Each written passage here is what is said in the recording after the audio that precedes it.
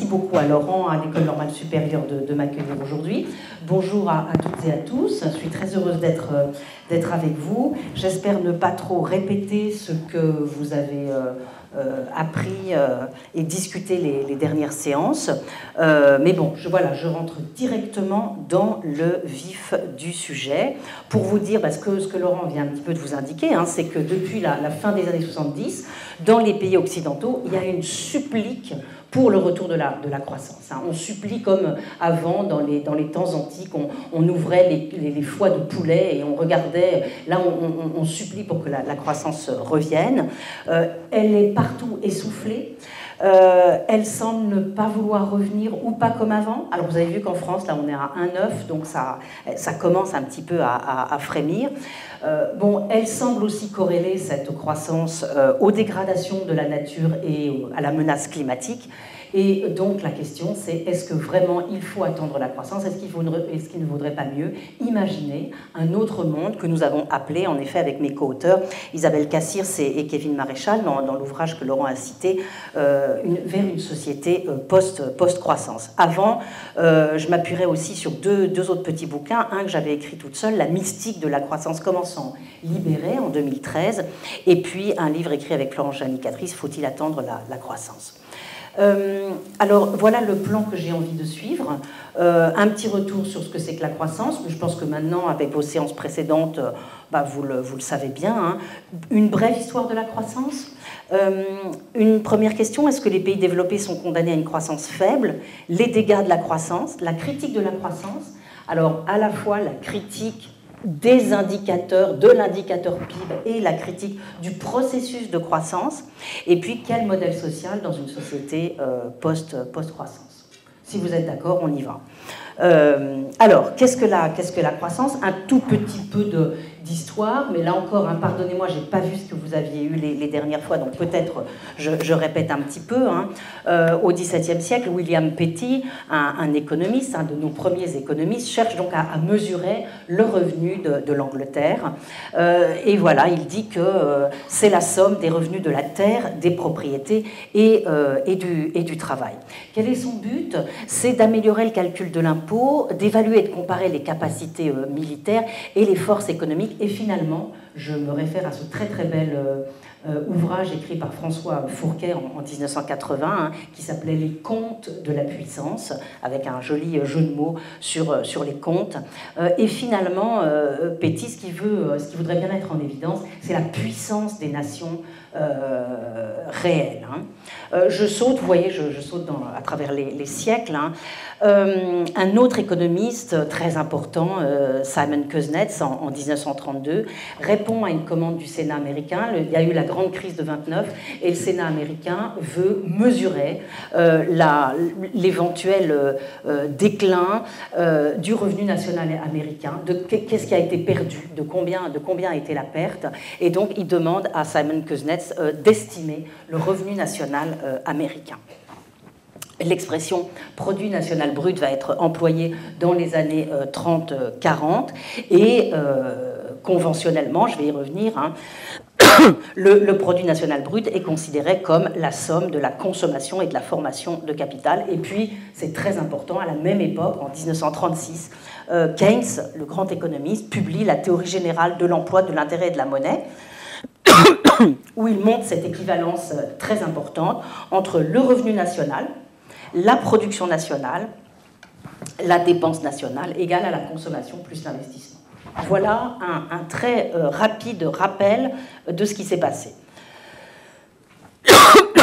Donc, quand on parle de croissance, c'est la croissance du produit intérieur brut, du fameux PIB. Souvent, dans notre conversation, maintenant, je dirais PIB.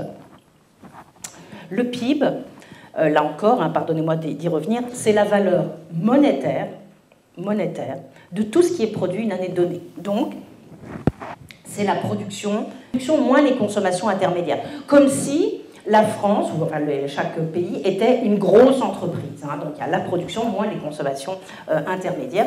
Et donc, le PIB, c'est la somme des valeurs ajoutées. Voilà, tout simplement. Le système de comptabilité nationale, le SCN, a été créé aux États-Unis en 1939. Donc, je le disais un peu tout à l'heure, déjà en parlant de puissance, hein, dans le but de maximiser la production à la veille d'une guerre mondiale et de faire redémarrer l'économie après la crise. Donc, vous voyez, il y a une vocation opérationnelle très forte. On veut mesurer sa puissance et la guider en quelque sorte, la booster en quelque sorte. Évidemment, ce concept de production est très important. Il est au centre, vous voyez, de toutes ces opérations. Hein. La production, peu importe, mais alors qu'est-ce que c'est la production ? Fourquet dit ceci, il dit « Je me suis beaucoup interrogé ». Ce qu'avait fait Fourquet, il avait été interviewé tous les gens qui avaient été à l'origine de la création de la comptabilité nationale. Et de la création des services statistiques de l'État, donc une vraie enquête auprès de tous ces gens, il les avait interviewés, et il dit, j'ai beaucoup réfléchi sur ce concept de production, qu'est-ce que c'est la production? Et il dit, il me semble, voilà ce que j'ai trouvé au terme de toutes mes interviews, est productif ce qui crée de la richesse et la puissance d'une nation en guerre. L'économie d'une nation, c'est cette ressource, cette immense réserve de force qui est derrière le fer de lance militaire, qui soutient la pointe avancée de la puissance, mais quand on crée le profond de cette puissance, l'économie, c'est l'intendance de l'État en guerre. Donc vous voyez ce lien qu'on voit bien, hein, après la crise, avant la guerre, après la guerre, la création du PIB et le lien avec la puissance d'une nation. Ce qui est productif, c'est ce qui donne à une nation sa puissance. Donc on a dit le PIB, bon, c'est un flux de richesse monétaire. La croissance, c'est la progression, en volume du PIB. C'est-à-dire qu'on va déflater par le taux d'inflation pour voir exactement de combien on a augmenté d'une année sur l'autre. Et le PIB, c'est devenu, ça c'est très très important, c'est désormais une norme universelle, c'est une norme internationale. Et vous voyez, je vous ai mis une petite citation du système de comptabilité nationale international de 2008. Il est signé par les 5 plus grandes organisations internationales. Et voilà ce qu'on nous dit. Certains agrégats essentiels du système de comptabilité nationale, tels le PIB et le PIB par habitant, ont acquis leur identité propre et les analystes, les décideurs politiques, la presse, les entreprises et le public en général s'y réfèrent largement en tant qu'indicateurs synthétiques et globaux de l'activité économique et du bien-être. Leurs évolutions servent à évaluer les performances générales de l'économie et par conséquent à juger du succès ou de l'échec relatif des politiques économiques mises en œuvre par les pouvoirs publics. Donc vous voyez, c'est très très très important.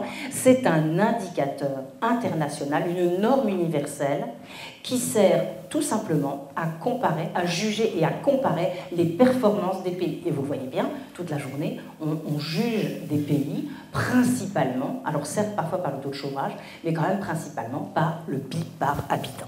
Donc, ce sur quoi je voudrais insister maintenant, c'est sur l'idée que le PIB, c'est une convention. C'est pas du tout une donnée naturelle qu'on devrait aller, qu'on devrait aller mesurer, on la trouverait toute faite. Pas du tout. Le PIB, c'est une convention et c'est le résultat d'un travail, d'une convention. D'ailleurs, dans ses estimations du revenu national américain, notre ami Kuznets, là, il montre très bien les opérations de tri et de sélection qu'il fait. C'est-à-dire que pour construire son revenu, il dit il y a des choses que je vais mettre dedans et puis des choses que je ne vais pas mettre dedans. Alors, je vous donne un petit exemple, la question déterminante du traitement des biens et services réalisés à l'intérieur du foyer. En gros, ce que font quand même principalement, de moins en moins bien sûr, mais principalement les femmes à l'intérieur du foyer. Est-ce que ça fait partie ou non du PIB? Kuznets déjà se pose la question à l'époque. Sa réponse, ça va être non. Non, ça ne fait pas partie du PIB, c'est-à-dire qu'il s'agit bien d'une production, mais non recensée dans le PIB.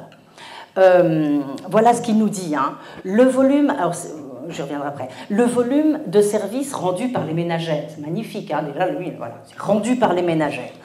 Et les autres membres du ménage, quand même, pour satisfaire les besoins du ménage, doit être pris en considération. Il dit, oui, c'est important. Pourquoi c'est important? Alors que 30 millions de familles composent la population du pays et que cela est suffisamment important pour affecter la mesure du revenu national. Donc il dit, ok, c'est quand même un truc énorme, ce qui est produit à l'intérieur des foyers par 30 millions de familles. Mais, dit-il, attention, l'organisation de ces services en fait une partie intégrante de la vie familiale plutôt que de la vie des affaires de la nation. C'est magnifique, cette séparation comme ça entre ce qui est important et ce qui n'est pas important. Il y a la vie des affaires et puis il y a hein, le back-office. Et donc voilà, j'ai souligné cette phrase magnifique. Il a été jugé préférable d'ôter ce grand groupe de services du revenu national, d'autant plus qu'aucune base fiable n'est disponible pour estimer leur valeur. C'est vrai que ce n'est pas facile, alors après des gens l'ont fait, c'est vrai qu'il y a des tas de décisions à prendre pour dire combien ça vaut ce qui est fait à l'intérieur du foyer. Alors, qu'est-ce qui va se passer? Ça, c'était Kuznets quand il fabrique son truc en 1932. On pourrait se dire, bah, après, ça a changé. Non, après, ça n'a pas changé. En 1968, le système de comptabilité nationale, parce qu'on les révise, hein, on les refait à rythme régulier, donc le système de comptabilité nationale va garder un silence de pierre sur cette question. C'est-à-dire que finalement, on ne sait pas du tout si c'est intégré ou pas dans le PIB. Et regardez ça, c'est très intéressant, alors que le critère principal du caractère productif d'une activité, c'est celui de l'échange potentiel. En gros, si je peux échanger avec quelqu'un, alors c'est que c'est productif. Eh bien, alors même que c'est ça le critère principal du caractère productif d'une activité, et que les biens produits pour son propre compte sont inclus dans le PIB, c'est-à-dire vous fabriquez des carottes, eh bien ça c'est inclus dans le PIB, eh bien les services produits à l'intérieur du foyer ne le sont pas. D'accord? On vous prend vos légumes que vous faites pousser, mais on ne vous prend pas les services que vous faites à l'intérieur. Donc faire à manger pour les autres, nettoyer la maison pour toute la famille, éplucher les légumes, laver le linge, éduquer les enfants, tout ça, finalement, on a l'impression que ce n'est pas productif. Et pourtant, on est bien d'accord que ces services, ils peuvent faire l'objet d'un échange. La preuve, aujourd'hui, il y a des femmes de ménage, il y a des gens pour garder les enfants à la maison, etc. Donc il y a bien un producteur et un consommateur qui sont différents. Et beaucoup de ces activités font aujourd'hui l'objet d'un échange marchand. Eh bien, malgré tout ça, dans le système comptable national de 93, à ce moment-là, tout simplement, on va les exclure radicalement. Avant, c'était pas net, là, on les exclut. Donc, ces services-là, ils ne font pas partie du PIB. Voilà, alors je sors de cette petite question, c'est juste pour vous illustrer le fait que c'est une convention. Hein, et donc, on va s'entendre sur ce qu'on met et ce qu'on ne met pas dedans. Alors, le système de comptabilité nationale de 2008, c'est donc un ensemble de recommandations standards approuvées au plan international qui concernent la méthode de compilation des mesures de l'activité économique en conformité avec des conventions. On a des conventions et on les respecte, on les suit pour construire le PIB. Et donc, c'est là que je voulais en arriver. Hein. Le PIB, il est synonyme de richesse. Aujourd'hui, on vous dira aussi bien que quel est le niveau de richesse d'une société. Ça veut dire, montre-moi ton PIB et je te dirai quel est ton niveau de richesse. Mais finalement, cette richesse, elle est très particulière. Hein. Elle résulte d'une découpe sur la réalité qui est le résultat de choix très lourds et pas toujours explicités. Voilà le point principal que je voulais vous rappeler. De même, on a des débats pour savoir si le PIB est un indicateur de bien-être ou pas. Hein. Alors, Kuznets lui-même, qu'on prend parfois pour l'inventeur du PIB, hein, il pensait que le PIB, ce n'était pas un bon indicateur de bien-être. Hein. Pourquoi? Parce qu'il considérait que les objectifs finaux de l'activité économique consistait à satisfaire les besoins des consommateurs individuels et que le revenu national qu'il avait construit, il ne permettait pas vraiment ça. Ce n'était pas exactement ça. Et notamment, il pensait que dans son revenu national, il y avait énormément de dépenses qui ne servaient qu'à gonfler, disait-il, les dégâts de la civilisation urbaine. Donc, tout dans le revenu national ne sert pas au bonheur final du consommateur. Donc Kuznets lui-même, il invente quelque chose dont il dit non, ce n'est pas un bon indicateur de bien-être.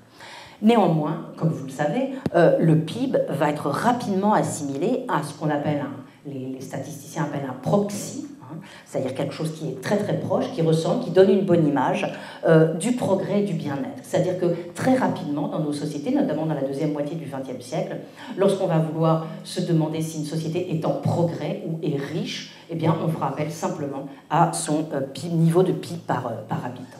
J'ai fini mon premier point, je passe donc à mon deuxième, une histoire de la croissance. Je m'appuie sur un auteur très très très intéressant qui a fait un travail fantastique, il s'appelle Angus Maddison, et il a reconstitué les étapes de la croissance depuis l'an 1 un truc incroyable sur le monde entier. Il a reconstitué des évolutions de taux de croissance du PIB et il a notamment montré l'évolution spectaculaire de l'Europe. Et regardez, et je trouve que dans cette phrase, il montre bien ce qui s'est passé. Il insiste sur le caractère exceptionnel dans le développement mondial de la performance économique de l'Europe. En gros, il dit qu'il s'est passé quelque chose d'absolument incroyable autour du 10e, 15e siècle dans le monde. C'est l'Europe qui soudainement a émergé de façon complètement exceptionnelle. Voilà ce qu'il dit sur l'Europe occidentale. En l'an 1000, son niveau de revenu était tombé en deçà de celui de l'Asie et de l'Afrique du Nord. Et là, c'était la Chine qui était vraiment la première économie mondiale. Au XIVe siècle, à l'issue d'une longue résurrection, elle avait rattrapé la Chine, premier pays du monde. En 1820, ses niveaux de revenus et de productivité étaient 2 fois plus supérieurs à ceux du reste du monde. Et en 1913, le niveau de revenus de l'Europe occidentale et des pays d'immigration européenne était plus de 6 fois supérieur à celui du reste du monde. Donc en effet, une performance de l'Europe occidentale tout à fait exceptionnelle. Je ne sais pas si vous voyez bien ce tout petit schéma qui va de 400 à 2000 et où on voit en très plein la Chine. Donc vous voyez, elle est d'abord au-dessus de l'Europe, et puis elle monte un peu, et puis ensuite elle est toute plate, et puis elle finira péniblement par remonter après, alors que, vous voyez, on voit le trait en pointillé, l'Europe occidentale, qui soudainement se met à décoller pour, de façon asymptotique, ensuite grimper. Et vous savez d'ailleurs qu'on n'en est pas sorti, puisque même si on nous dit que la Chine est maintenant le premier pays en niveau de PIB, c'est bien loin d'être le cas en PIB par habitant, bien sûr. Il faut toujours distinguer PIB et PIB par habitant. Alors, quelle est l'explication que donne Madison à cette extraordinaire émergence de l'Europe? Il dit ceci: le fondement le plus important fut la reconnaissance de la capacité humaine à transformer les forces de la nature par le biais de la méthode scientifique rationnelle et l'expérimentation. C'est à partir du XVIIe siècle que les élites occidentales ont abandonné la superstition, la magie et la soumission à l'autorité religieuse. Là, Madison reprend les explications du grand sociologue Max Weber, qui dit que c'est à partir du moment, à partir du XVIe siècle, en effet, où nous avons rompu avec l'autorité, la tradition, la magie, et que nous en sommes remis à la... C'est moi qui ai fait. À la raison que nous avons pu décoller. Voilà. Donc on reconnaît ici la thèse de Weber, pour qui la domination de la magie a constitué l'un des freins les plus importants à la rationalisation de la vie économique. Par exemple, Weber donne l'exemple d'un conflit en Chine à propos de la construction de voies de chemin de fer et d'usines qui avaient été critiquées parce qu'elles risquaient de perturber le repos des esprits. Donc Weber dit ça a été vraiment un facteur qui a empêché la Chine de décoller finalement, comme l'Europe occidentale l'a fait. Voilà. Et donc, parmi les explications que Weber donnait et qui seront reprises par Madison, il y a notamment aussi, et ça me paraît très important pour notre réflexion sur la croissance, il y a notamment l'usage d'un compte de capital rationnel comme norme.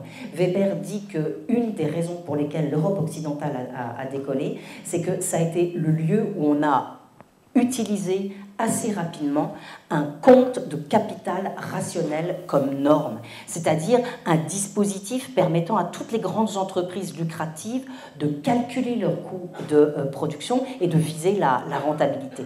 Alors Madison reprend l'ensemble de ces propositions. Il dit qu'en effet, bien sûr, le développement d'un système de comptabilité, ça a été très très important, mais aussi des codes de commerce, le rôle de l'entrepreneur, l'abolition des contraintes féodales sur l'achat et la vente des propriétés, etc., etc., etc. Voilà ce qui explique le formidable décollage de l'Europe occidentale. Alors, je passe après rapidement. Madison montre qu'il y a eu cinq phases dans la croissance. La phase initiale de développement capitaliste, puis la période d'accélération, le choc des deux guerres, ce qu'il appelle l'âge d'or, ce que nous appellerons pour notre pays, les 30 glorieuses. Il appelle ça l'âge d'or, 50-73, la période la plus faste du point de vue de la croissance économique, et puis le ralentissement, où les taux de croissance ralentissent, sauf dans les briques. Alors, quelles sont les causes de la croissance ? La productivité. Je ne sais pas si vous aviez lu ce très joli livre de Fourassier en 1979 qui s'appelle tout simplement Les 30 Glorieuses, et où Fourassier montre, il décrit deux petits villages. Il y a un petit village qui est complètement enfoncé dans la pauvreté, et puis un autre petit village qui va très bien, et en fait on s'aperçoit que c'est le même village. C'est le même village avant la guerre et après la guerre. Et ce qui s'est passé, c'est tout simplement la révolution de la croissance, la révolution économique. Et ce petit village, on ne le reconnaît plus tant la productivité a tout changé, hein, a augmenté, a amélioré considérablement les conditions de vie. Avec évidemment un rôle considérable du progrès technique, puis beaucoup plus tard l'apparition de l'idée de croissance endogène, et là je parle sous le contrôle des économistes de Lassalle et de Laurent, avec cette idée que tous les facteurs, dont le capital humain, sont susceptibles d'accumulation, et donc le rôle clé de l'investissement, des innovations et des facteurs institutionnels. Je passe à mon troisième point. Est-ce que les pays développés sont aujourd'hui condamnés à une croissance faible? Peut-être vous en avez parlé dans une de vos séances, tout ça. Bon, tout le monde le voit, hein, il y a bien un ralentissement de la croissance dans les pays occidentaux et aussi un ralentissement de la productivité. Ça, c'est une série de petits tableaux sur les différents pays, hein, le Canada, la France, l'Allemagne, l'Italie, le Japon, le Royaume-Uni et les États-Unis, où on voit que partout, hein, il y a quand même un fort ralentissement de la productivité. Ça, c'est un focus sur la France, où c'est encore plus parlant, hein, vu sur longue période, un graphique de l'OCDE. Taux de croissance annuel moyen de la productivité du travail. Alors, quelles explications à ce ralentissement de la croissance? Des explications conventionnelles, par exemple ce qu'on a appelé la loi de Baumol, l'idée que les services, hein, vous savez qu'on est rentré dans une très grosse phase de tertiarisation des économies, donc il y a beaucoup plus de services que d'industrie, et que les services sont intrinsèquement moins productifs, et donc il y aurait une certaine maladie des coûts qui expliquerait structurellement le ralentissement de la croissance. Mais aussi des doutes croissants, et c'est plus intéressant, hein, ça on s'y attarde pas mal avec ma collègue Florence Janicatrice dans le petit bouquin qu'on a écrit sur Faut-il attendre la croissance, elle est économiste, donc des doutes croissants sur les méthodes de mesure. Doutes qui étaient apparus dès les années 60, vous voyez, dans deux rapports, années 60 puis années 90. Vous voyez ces auteurs qui soupçonnent une incapacité croissante de la statistique publique à mesurer une forme centrale de la croissance des économies après 1945, et notamment peut-être leur incapacité à saisir une amélioration de la qualité. C'est-à-dire que, et le rapport Boskin reprendra la plupart de ces arguments, avec le fameux paradoxe de Solow, hein, c'est-à-dire on voit des ordinateurs partout, sauf dans les statistiques de productivité, et cette idée qui est développée par l'économiste Jean Cadret, qui nous dit que finalement c'est peut-être le concept de productivité lui-même qui n'est plus à même, qui n'est plus approprié pour mesurer ce qui se passe dans nos sociétés. Voilà.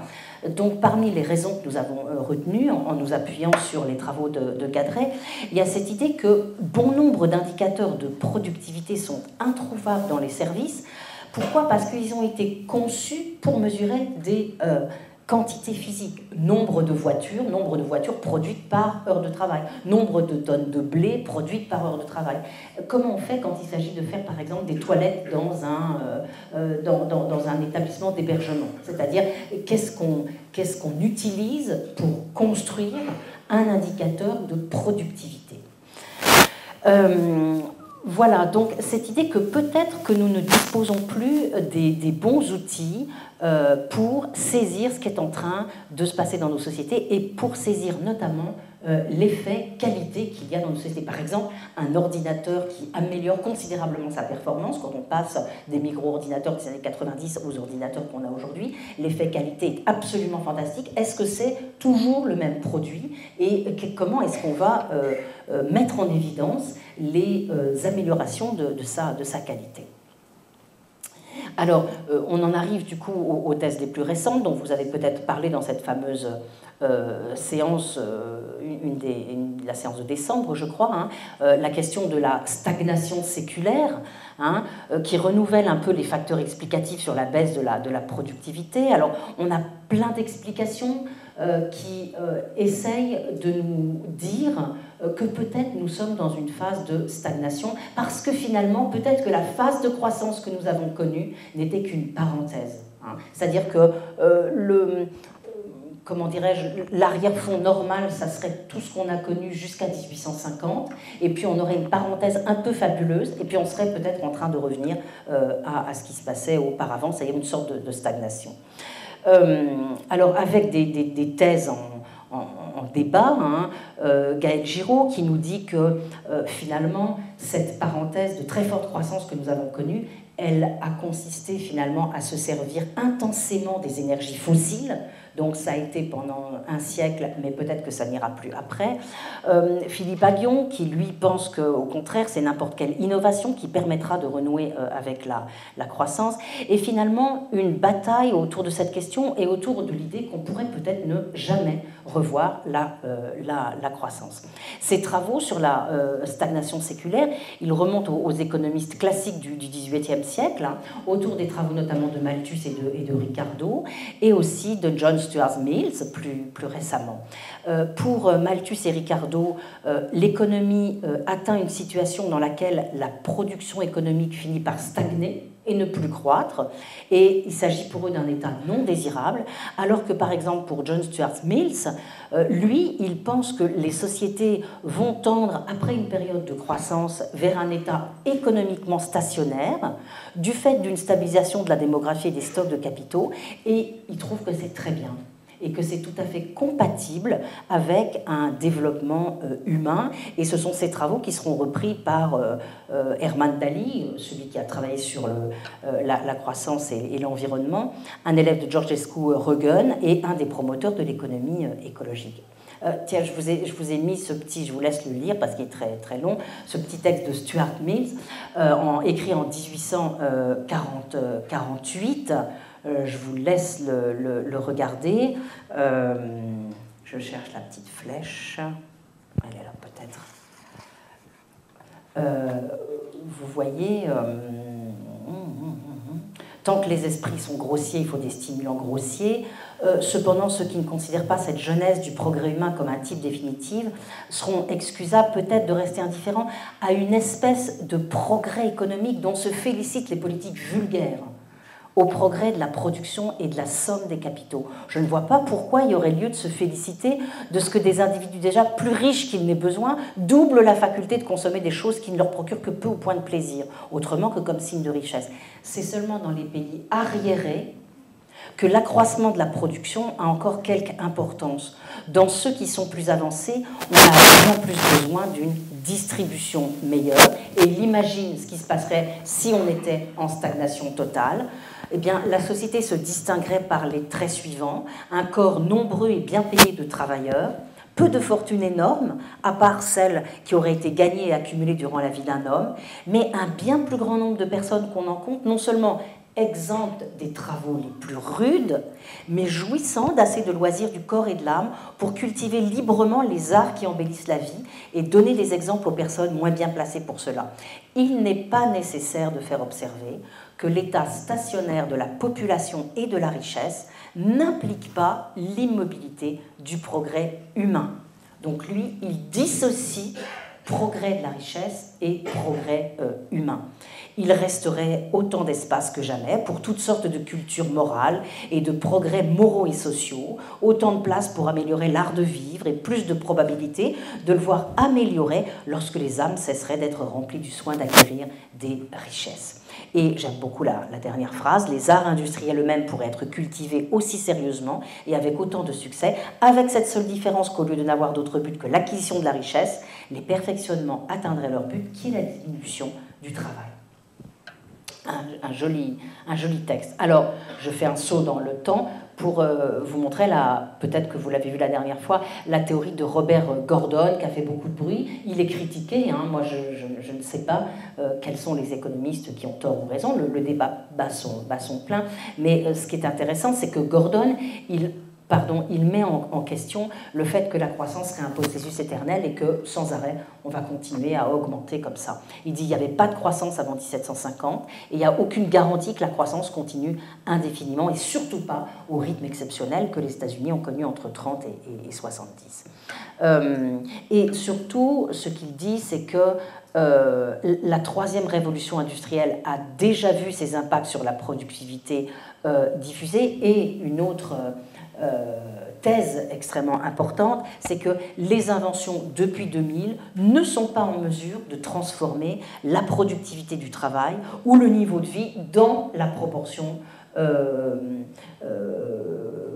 où les grandes innovations du 19e siècle et du 20e siècle l'ont fait. Donc en gros, lui dit, les très grandes innovations, elles ont été faites, elles ont produit leurs fruits et maintenant ça ne se passera plus comme ça. Et donc les bénéfices des innovations ne vont pas cesser, mais ça sera à une vitesse plus lente qu'auparavant. Le progrès technique ne va pas s'arrêter, mais renouer simplement avec son rythme normal. Et il dit que la croissance future se heurtera à 6 vents contraires. Donc même s'il y a un peu de croissance, eh bien, elle devra se heurter à 6 vents contraires. La fin du dividende démographique, l'entrée des femmes notamment sur le marché du travail, les baby-boomers. Alors, il parle pour les États-Unis, parce qu'évidemment, si on pense aux autres pays, à l'Afrique par exemple, évidemment, ça ne marche pas.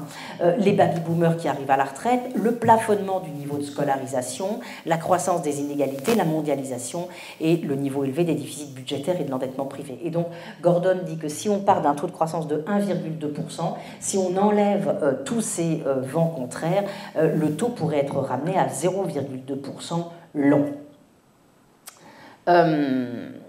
Voilà. Et donc finalement, dans le livre qui a fait pas mal de bruit parmi les économistes, qui s'appelle La stagnation séculaire, les faits, les causes et la manière et les traitements en quelque sorte, un certain nombre d'auteurs là-dedans soutiennent la thèse que en fait les innovations vont décupler la production, qu'il va bien y avoir, donc c'est les anti-Gordon en quelque sorte, il va y avoir beaucoup de gains de bien-être, mais on n'a pas ils rejoignent les thèses de Gadret d'une certaine manière, on n'a pas les instruments pour mesurer ça. On n'arrive pas à saisir ces accroissements de bien-être et on ne voit pas tout ça parce que nos instruments de mesure sont inadaptés et datés. Alors je passe à mon 4e point, peut-être vous vous souvenez, j'en ai 6. Maintenant, je passe aux dégâts de la croissance. On l'a vu tout à l'heure, le PIB, c'est une convention, c'est un indicateur, mais évidemment, derrière cet indicateur, il reflète, il symbolise des processus bien réels de croissance. Eh bien, les critiques et de la croissance et du PIB, elles ne sont pas nouvelles, elles sont aussi anciennes que l'existence de mesures. Je vous ai dit tout à l'heure que Kuznets lui-même, il pensait que le revenu national n'était pas un bon indicateur de bien-être parce qu'il y avait eu un arbitraire des choix qui présidaient à la construction de ce revenu national.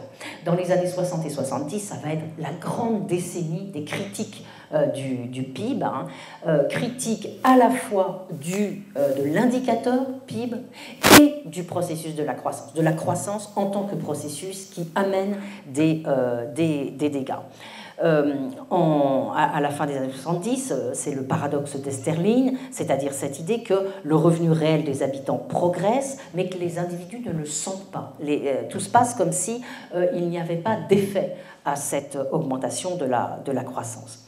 Et on a montré d'ailleurs depuis que s'il existait une forte corrélation entre le PIB et l'espérance de vie, ce lien disparaissait totalement au-delà d'un certain seuil de revenus par habitant. C'est-à-dire qu'un certain nombre de personnes disaient le PIB de toute façon c'est bien et la croissance de toute façon c'est bien parce que ça va dans le même sens que l'éducation, la santé, etc. Or, on a pu montrer plus récemment qu'au-delà d'un certain revenu par habitant, cette corrélation n'existait plus. Mais j'en reviens à mes années 70. Dans les années 70, il y a eu des critiques multidimensionnelles de la croissance. Alors, des critiques, bien sûr, sur les dégradations écologiques et environnementales suscitées par la croissance. C'est-à-dire que, ce qui était très intéressant à cette époque, c'est qu'on a commencé à dire oui, la croissance c'est très bien, oui, la croissance elle a apporté infiniment de bienfaits. Alors on ne peut pas tous les citer, hein, mais évidemment, la santé, l'éducation, bref, la croissance a amené des bienfaits absolument innombrables, mais aussi des maux. Et c'est ça qui a été quand même très, très nouveau, c'est de dire que la croissance amenait aussi avec elle des maux, et des maux à la fois écologiques et environnementaux, mais aussi des maux sociaux. Alors, sur la dégradation écologique et environnementale, c'est le grand livre des Meadows, les Limits to Growth, qui a été traduit en français Halte à la croissance en 1972. Les Meadows utilisaient un modèle avec 5 grandes variables, et ils montraient que, quels que soient nos choix, en quelque sorte, on arrivait en 2100 à un effondrement. Soit parce qu'il y avait trop de population, soit parce qu'il n'y avait plus assez de nourriture pour les personnes, soit parce qu'on utilisait trop les ressources fossiles. C'est un livre très très très intéressant, moi je le relis avec mes étudiants, c'est très passionnant. Et alors vous savez peut-être que c'est un travail qui a été extrêmement critiqué par les économistes à l'époque, notamment par le grand économiste Nordhaus. Et ce qu'on leur a reproché, c'est de ne pas mettre les prix dans leur modèle. Avec des économistes qui disaient, à partir du moment où on met les prix dans le modèle, tout va bien se passer, parce que quand une ressource, par exemple, quand son prix augmente, devient plus cher, les gens vont s'en détourner et on va aller en chercher une autre. Donc, nous n'avons pas à avoir peur, nous devons croire au progrès technique et tout va bien. Donc, voilà. Des critiques sur les dégradations écologiques et environnementales produites par la croissance, et puis aussi des critiques sur les dégâts opérés par la croissance sur la cohésion sociale, la qualité du travail, la qualité des liens sociaux et toutes ces choses-là. Je renvoie à ces grands auteurs, Bertrand de Jouvenel, qui avait écrit Arcadie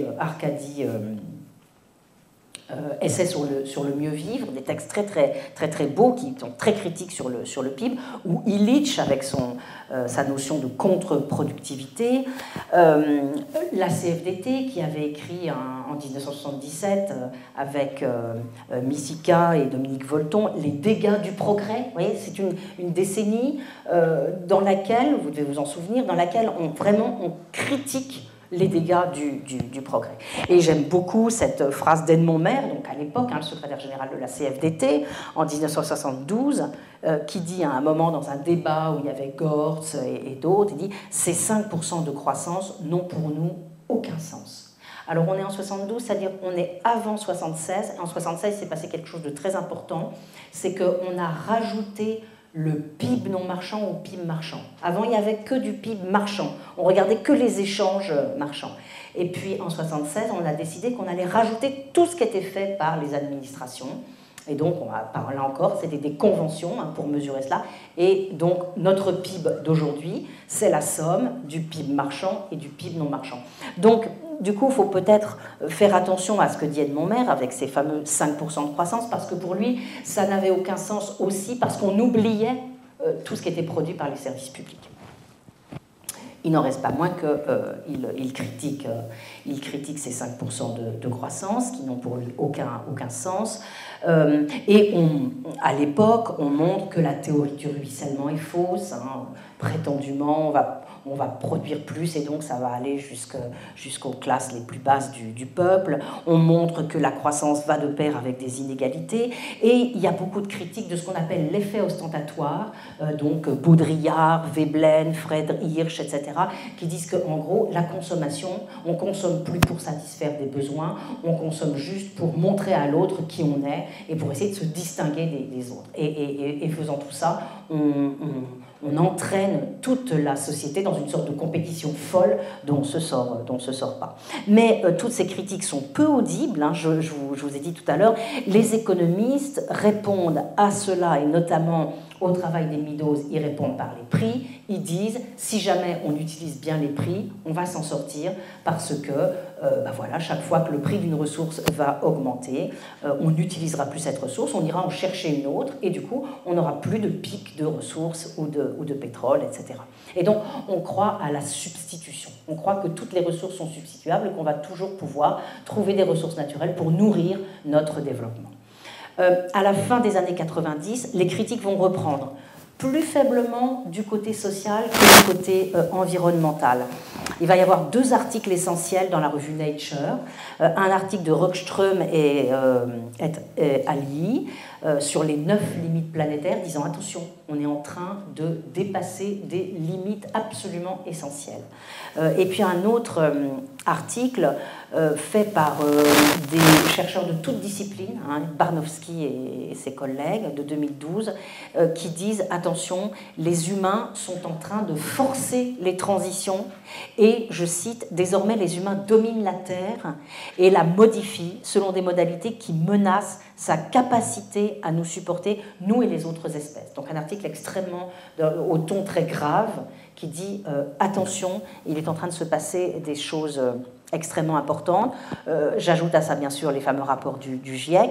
Et donc je crois qu'à la fin des années 90, début des années 2000, il y a une nouvelle prise de conscience, un peu semblable à celle des années 70, peut-être en plus grave, une nouvelle prise de conscience des dégâts de la croissance, hein, que la croissance, après tout, peut-être que ce n'est pas une si bonne chose que ça.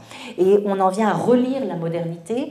Je pense à ce très beau livre écrit par des historiens, Une autre histoire des 30 Glorieuses, qui renverse complètement la lecture. Et au lieu qu'on nous dise « c'était merveilleux, les 30 Glorieuses, c'était vraiment génial », tout d'un coup, eux, ils nous montrent l'autre facette des 30 Glorieuses, c'est-à-dire un gaspillage absolument fou de ressources naturelles et d'énergie, et évidemment des rejets de gaz à effet de serre dans l'atmosphère qui n'ont jamais été aussi importants. Vous savez que c'est à partir de là, c'est à partir des 30 Glorieuses, qu'on commence vraiment à rejeter dans l'atmosphère, nous les pays occidentaux, beaucoup plus qu'il n'en faut. Et c'est à ce moment que va apparaître le terme d'anthropocène, qui recouvre cette idée que l'action humaine et sociale est devenue la première force géophysique, hein, anthropocène, comme Holocène, c'est-à-dire cette idée que maintenant c'est l'humain qui est devenu une véritable force géophysique et qui est en train de changer les éléments. Alors, j'avais déjà bien commencé sur la critique de la croissance et la critique du PIB. Je continue. Hein. Il y a un lien entre la critique de la croissance comme objectif social et la croissance du PIB comme indicateur de référence. Là, une mini-histoire de ce qu'on a fait en France. Moi, j'avais publié en 1999 un petit bouquin que j'avais appelé « Qu'est-ce que la richesse ?», dans lequel je réfléchissais justement sur la construction de notre idée de richesse, et où déjà j'avais été un peu regarder ce qui se passait avec le PIB. Après, il va y avoir le bouquin de Gadret et Jeannie Catrice en 2003 sur les nouveaux indicateurs de richesse, c'est-à-dire on commence à se mettre dans l'idée que,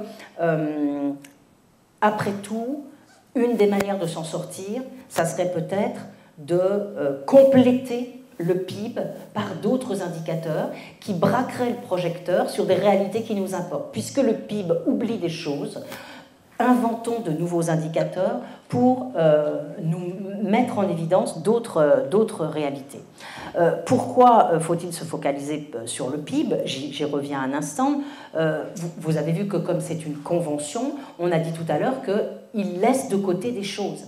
C'est-à-dire il braque le projecteur sur certaines réalités, il en oublie complètement d'autres. D'abord, il compte positivement tous les flux pourvu qu'ils soient monétaires.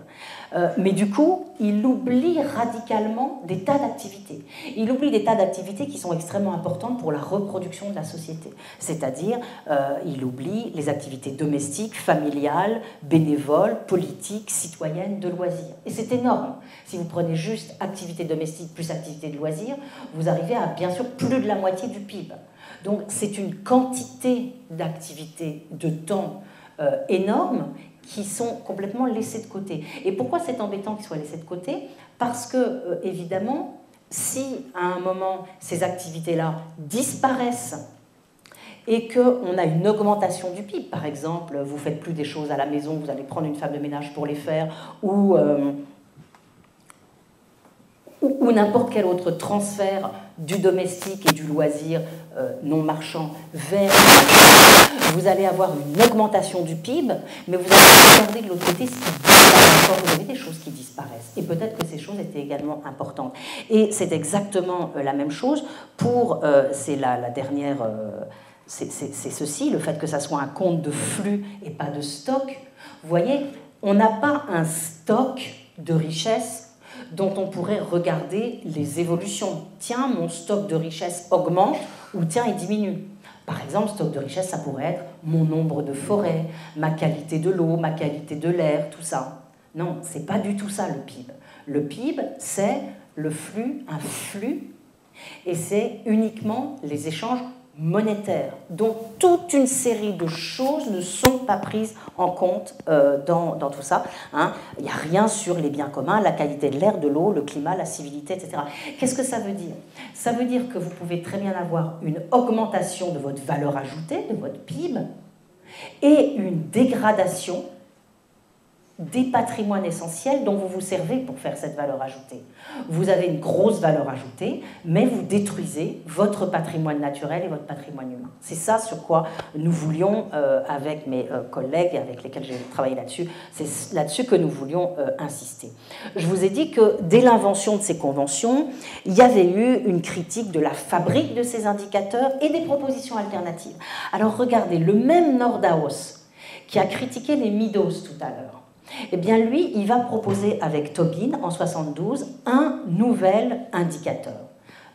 Donc une manière d'enrichir le produit intérieur brut. Et ils vont tous les deux donc, créer un Index of Sustainable Economic Welfare, et ils vont introduire la notion de dépenses correctives ou réparatrices.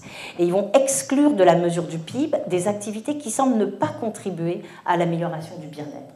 Donc ils vont en gros prendre le PIB, partir du PIB, et puis rajouter des choses qui leur semblent utiles au bien-être et enlever des choses qui leur semblent mauvaises pour le bien-être. Ils seront suivis plus tard par des travaux qui élargiront cette notion de dépenses correctrices à toute une série d'externalités écologiques, et puis ils proposeront aussi des estimations monétarisées d'activités ignorées par le PIB. J'y reviendrai tout à l'heure. En 1990, on avait eu le grand indicateur alternatif, hein, l'IDH, l'indicateur de développement humain, et les rapports sur le développement humain, l'IDH. Ça, je vous l'ai dit, en 1999, moi j'avais écrit « Qu'est-ce que la richesse ?» Patrick Vivray se fait confier par le secrétaire d'État, je crois, à l'économie sociale et solidaire, un rapport qu'il intitule « Reconsidérer la richesse ». En 2003, Gadret et Janickatrice écrivent les nouveaux indicateurs de richesse. L'idée de tous ces gens, c'est donc de compléter, voire de substituer au PIB d'autres indicateurs qui mettraient en évidence les évolutions des patrimoines essentiels. L'idée, c'est de dire le PIB nous donne des informations qui sont, sinon fausses, du moins radicalement incomplètes. Complétons-le par d'autres indicateurs qui vont nous donner d'autres informations. Et une de nos marottes, c'était de faire le choix de ces nouveaux comptes, de ces nouveaux indicateurs, de ces nouvelles comptabilités avec les citoyens. C'est-à-dire que ce qu'on se disait, c'est puisqu'il s'agit de dire ce qui compte pour une société, alors on ne peut pas le faire tout seul dans notre coin, on ne peut pas confier ça à des économistes ou à des technocrates, on doit le faire avec les gens, au cours de délibérations citoyennes, pour qu'on puisse tous se dire qu'est-ce qui compte pour nous. Alors Gadret et Janickatrice, dans leur petit bouquin, Les nouveaux indicateurs de richesse, avaient proposé un classement. Ils avaient fait une espèce de revue de tous les indicateurs alternatifs qui existaient, et ils les avaient classés de la manière suivante. Ils avaient vu qu'il y avait des indicateurs composites de qualité de vie et de santé sociale. Vous voyez, j'ai mis toute la liste là, l'IDH, l'indicateur de santé sociale, le BIP 40, et je vous en montre certains pour vous montrer comment ça met la lumière sur d'autres choses que le produit intérieur brut. Ça, par exemple, c'est l'indice de santé sociale des Miringoff, qui a été proposé en 1989. Alors, vous voyez, c'est uniquement du social, et pas de l'école, pas de l'environnemental, et ça consiste à choisir, je crois qu'il y a 16 dimensions, hein, à la fois pour les enfants, les adolescents, les adultes, les personnes âgées et tous les âges. Et vous voyez, par exemple, la mortalité infantile, le suicide des jeunes, le chômage, et là, on prend toutes ces données-là et on regarde comment évolue une société. Alors voilà ce que ça donne en général, hein, tous ces indicateurs alternatifs. ils ont pour caractéristique d'être beaucoup plus stagnants, voire déclinants que le PIB, qui lui, presque par construction, augmente sans arrêt. Donc ici, vous avez le PIB par tête. Ça, c'est pour les États-Unis, n'est-ce pas? Donc c'est l'indice de santé sociale. Ici, vous avez le PIB par tête, et ici, la santé sociale qui diminue considérablement, et qui explique en partie le paradoxe d'Eckstern-Lind, c'est-à-dire cette idée que, bien que le PIB continue à augmenter, les gens ressentent parfois absolument pas cette amélioration, mais ils ressentent parfois au contraire un profond malaise. Alors le BIP 40, il n'est plus alimenté, je crois, mais ça avait été proposé à un moment. C'était un baromètre, hein, c'était pour faire contrepoint au CAC 40. Donc le BIP 40, il contenait 6 dimensions: l'éducation, la justice, le logement, la santé, les revenus, et puis un ensemble de dimensions sur le travail et l'emploi. Les 60 variables retenues constituaient une sorte de résumé des grands problèmes sociaux contemporains français, et ça donnait ceci. Voilà, vous voyez, là on voit l'évolution. Donc l'indicateur classique, c'est la pauvreté monétaire qui a considérablement diminué. Hein, et puis là, ça reprend un petit peu. Et le PIB 40 montre qu'au contraire, il y a une augmentation des problèmes, en quelque sorte, des problèmes sociaux en France depuis les années 80. Alors, ça, c'était des indicateurs sociaux. On a aussi des indicateurs synthétiques à forte composante environnementale. Je reviens à mes amis Tobin et Nordhaus, hein, le PIB vert et l'épargne véritable. Regardez ce que c'est, l'indicateur de progrès véritable. Donc, qu'est-ce qu'on fait? On part du PIB classique, et puis on va faire des ajustements. Vous voyez, on va enlever des choses et on va en ajouter d'autres. Par exemple, on va ajouter la valeur du travail domestique ici. Et là, on va enlever le coût de la pollution domestique, le coût de la pollution de l'eau, le coût de la pollution de l'air, etc., etc. Et on va aboutir à une nouvelle donnée quantitative qui est donc radicalement différente de ce que donne le PIB. Et à nouveau, regardez, le PIB par habitant et l'indicateur de progrès véritable par habitant, à nouveau, on a des évolutions radicalement différentes, avec un PIB par habitant qui continue à caracoler et un indicateur de progrès véritable qui stagne considérablement depuis finalement la fin des années 70. Je continue. On a aussi des indicateurs environnementaux physiques, par exemple, qui mesurent les émissions de gaz à effet de serre ou la biodiversité. Le plus connu, c'est l'empreinte écologique. Là voilà, ça ce sont les émissions de CO2 par habitant en fonction du PIB par habitant. Mais donc, regardons ce que c'est que l'empreinte écologique. C'est un indicateur qui comptabilise la pression exercée par les humains envers les ressources naturelles et les services écologiques fournis par la nature. Bon, c'est des comptabilités assez compliquées, assez différentes des comptabilités classiques. Elles mesurent les surfaces alimentaires productives de terre et d'eau nécessaires pour produire les ressources qu'un individu, une population ou une activité consomme et pour absorber les déchets générés. C'est une surface qui est exprimée en hectares globaux, et vous savez peut-être qu'on a coutume de raisonner du coup en termes de planète. Vous voyez, l'idée c'est que si tous les humains adoptaient le niveau de vie américain, il faudrait 4 planètes, et si on voulait que tout le monde ait le niveau de vie français, il faudrait 2,5 planètes. Je continue, j'en ai presque terminé, pour vous dire que finalement, aujourd'hui, on est dans une situation assez curieuse où on a une inflation de nouveaux indicateurs. C'est-à-dire que nous, quand on a commencé à travailler sur ces sujets-là, il y avait juste l'IDH en gros.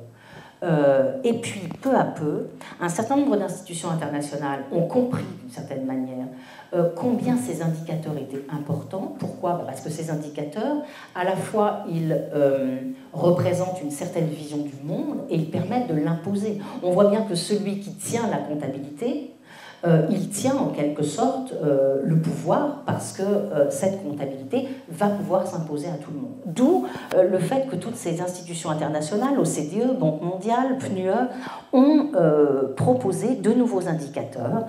Et moi, je crois qu'on peut dire qu'aujourd'hui, sans que nous le sachions et sans que nous suivions ces batailles, il y a un véritable enjeu, une véritable compétition internationale pour construire le futur indicateur et le futur concurrent du produit intérieur brut. Ces choix sont déterminants. Je vous montre pourquoi en vous proposant de regarder ce que c'est que l'épargne nette ajustée, qui est un indicateur qui a été proposé par la Banque mondiale. Qu'est-ce que c'est que l'épargne nette ajustée? Vous faites la somme des investissements nets en capital économique et capital humain. Vous regardez le capital économique, le capital humain et le capital naturel. Pour obtenir ces trois capitaux, vous êtes obligé de passer par le biais de la monétarisation. Donc vous allez monétariser, par exemple, le capital humain, ça va être le nombre d'années d'études. Le capital naturel, vous allez devoir l'évaluer aussi, et vous allez regarder, donc, vous allez faire la somme de ces trois capitaux et regarder chaque année comment ça change. Si jamais A plus B plus C est positif, vous êtes bon, vous êtes super bon, et on peut dire que d'une certaine manière vous avez progressé. Or, pourquoi est-ce que c'est embêtant? D'une part, vous êtes obligé de passer par le biais de la monétarisation. Donc, est-ce que c'est bien sérieux de monétariser le capital naturel? Moi, je ne crois pas. Ça peut être très dangereux, bien sûr. Et puis surtout, c'est ce qu'on appelle, je veux dire, ces personnes suivent ce qu'on appelle une hypothèse de soutenabilité faible. C'est-à-dire qu'il peut y avoir une substitution entre ces trois formes de capital.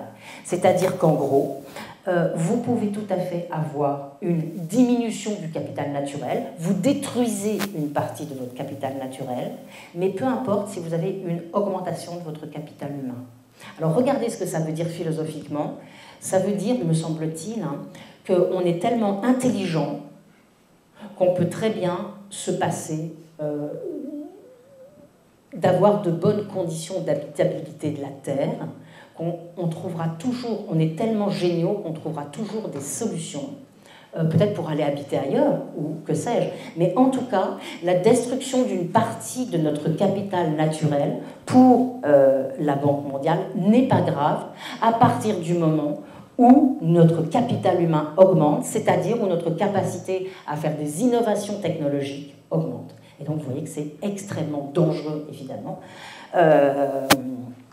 puisque, comme les écologistes ont l'habitude de répondre à ce type de choses, on n'a qu'une seule Terre, malheureusement. Et donc, on ne voit pas très bien comment on irait en trouver une autre dans le temps nécessaire, dans le temps suffisant. Donc voilà, il me semble que cette question des nouveaux indicateurs de richesse, même si elle n'est pas tellement dans le débat public, c'est vraiment un champ de bataille déterminant, avec une dialectique entre la représentation du monde et les indicateurs. La question centrale de savoir qu'est-ce qui compte pour construire ces nouveaux indicateurs, et évidemment qui décide de ce qui compte. Vous voyez que là, ce sont des institutions internationales qui, quand même, dans le secret de leur conclave, sont en train de construire des indicateurs que peut-être un jour on va nous imposer, et avec, on va nous imposer une vision du monde. D'où, me semble-t-il, l'importance des processus de légitimation de tout ça, c'est-à-dire ne pas accepter un indicateur qui aurait été produit par une commission, même si elle compte, je vais y venir, beaucoup de prix Nobel. Voilà, avec la question fondamentale, et un peu bébête, mais quand même très importante.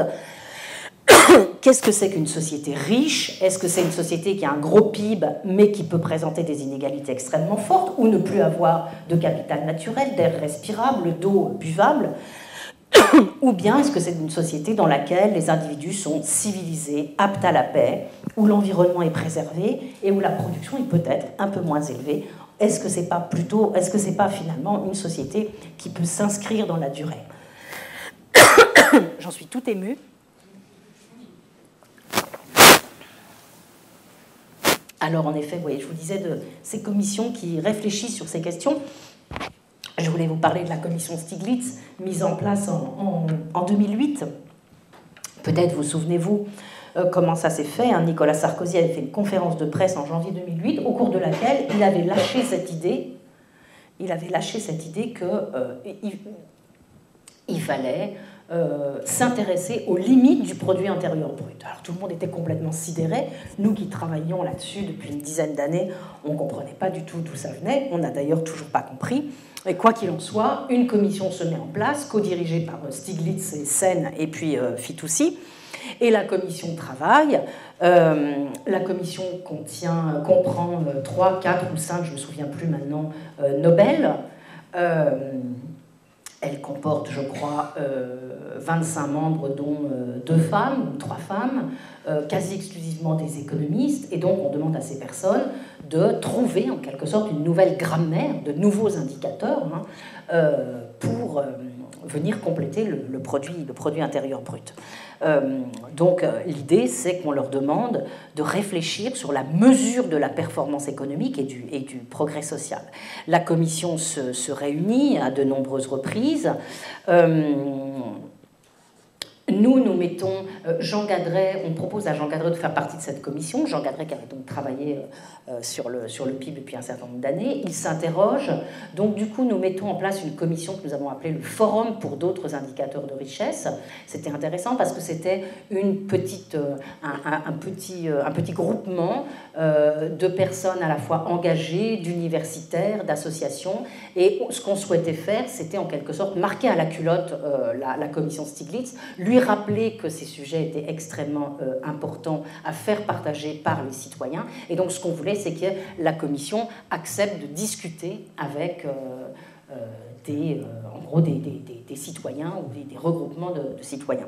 Alors on n'y est pas arrivé, bien sûr, mais on a pu du coup communiquer, réagir sur des papiers intermédiaires de la commission Stiglitz, et c'était pas inintéressant.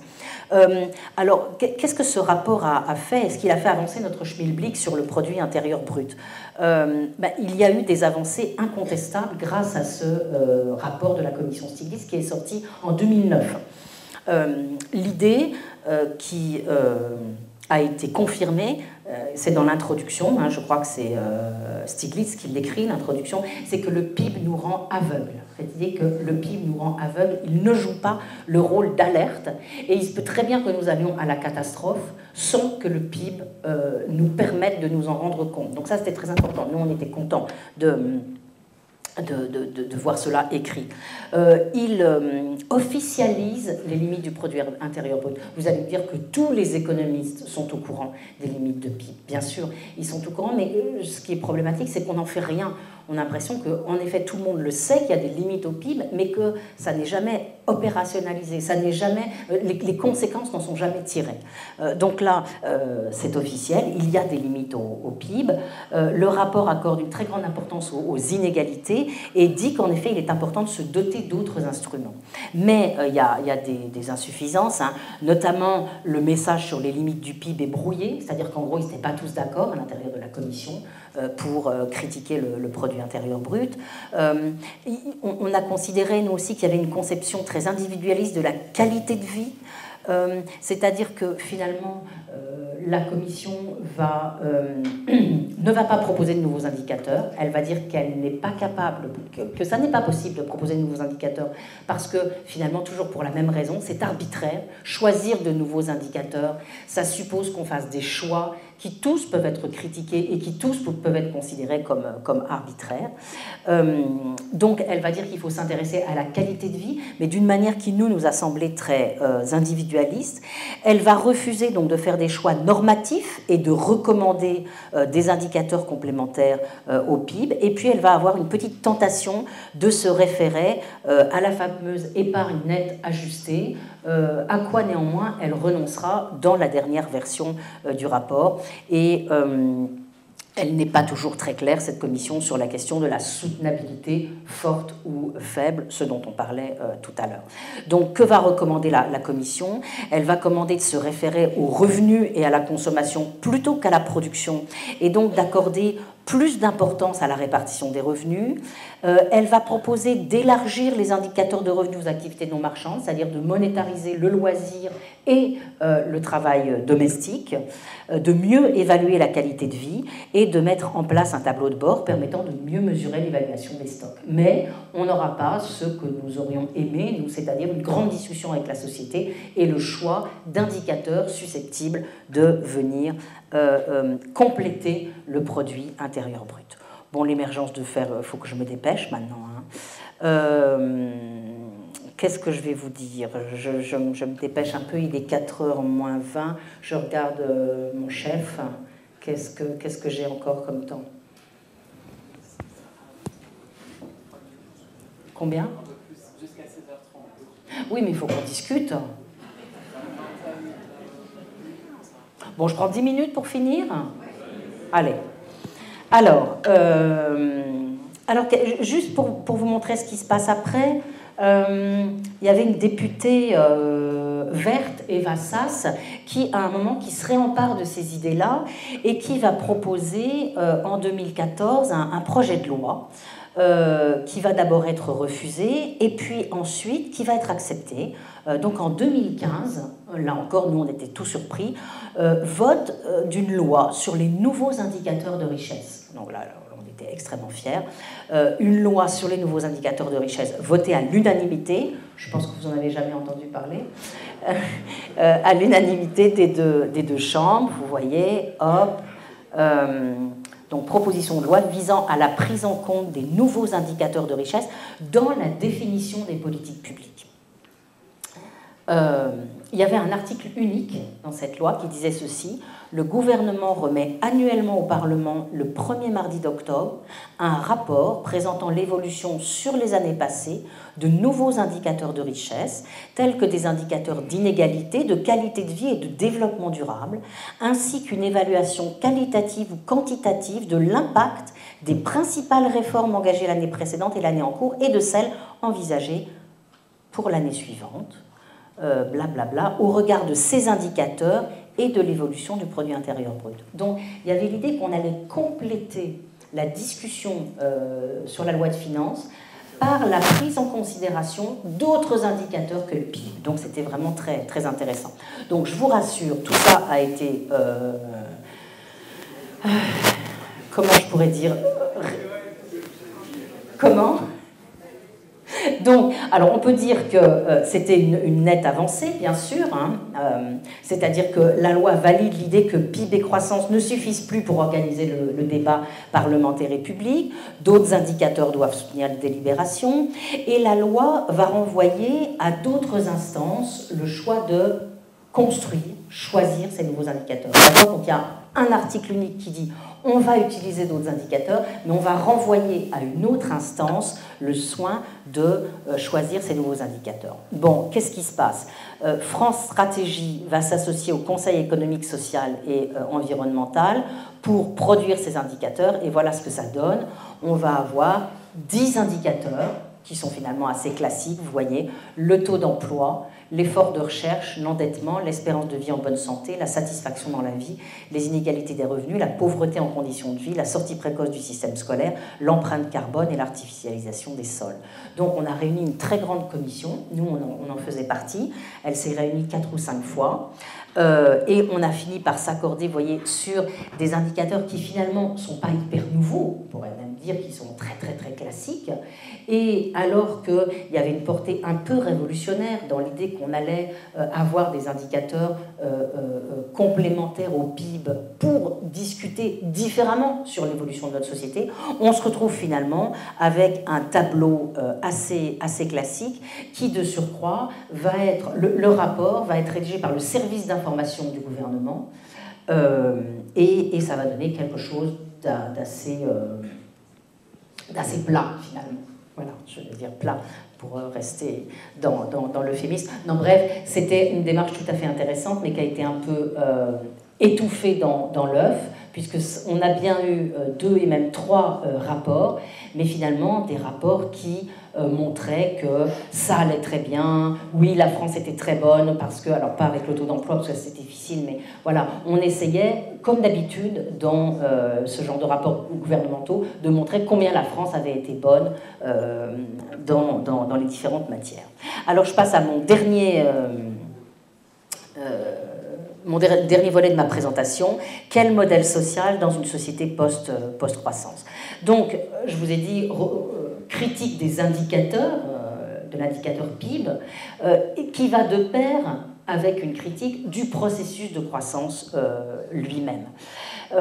Au nom de quoi peut-on remettre en cause la croissance elle-même? Eh bien, au nom du bien-être, puisque je vous l'ai dit, il a été montré qu'au-delà d'un certain niveau de revenu, le bien-être n'augmente plus. Mais surtout, il me semble que le point fondamental qui nous permet aujourd'hui de critiquer le processus de croissance, et une croissance forte, des gros taux de croissance, c'est ça, c'est le lien entre croissance et émissions de gaz à effet de serre, dégradation de la biodiversité, diminution des ressources renouvelables et non renouvelables et augmentation des déchets. C'est-à-dire que là, il y a un lien extrêmement fort entre le taux de croissance et les émissions de gaz à effet de serre, la dégradation de la biodiversité, etc. La prise de conscience qui existait déjà chez les Meadows est aujourd'hui, me semble-t-il, de plus en plus forte. Alors, je ne dirais pas qu'elle est partagée, mais de plus en plus forte, du caractère impossible d'une croissance infinie dans un monde fini, et du lien entre croissance et dégâts écologiques. Alors, dans les années 80-2000, à mesure que les prévisions du GIEC et d'autres instituts se précisaient, vous savez qu'on a élaboré une réponse qui était la croissance verte. On a dit, on va renoncer à la méchante croissance brune, mais on va promouvoir une croissance verte, une croissance durable. Il me semble que...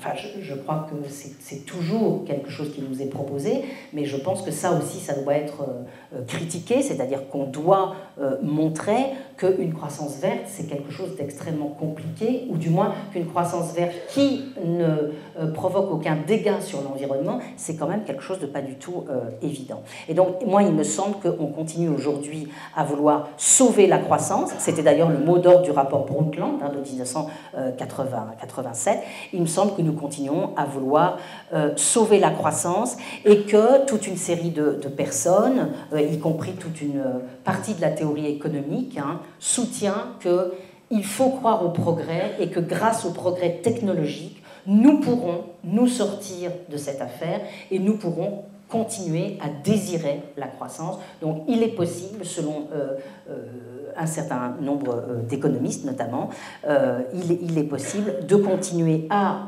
conserver l'objectif de croissance tout en rendant cette croissance en quelque sorte innocente et en lui enlevant sa capacité de destruction.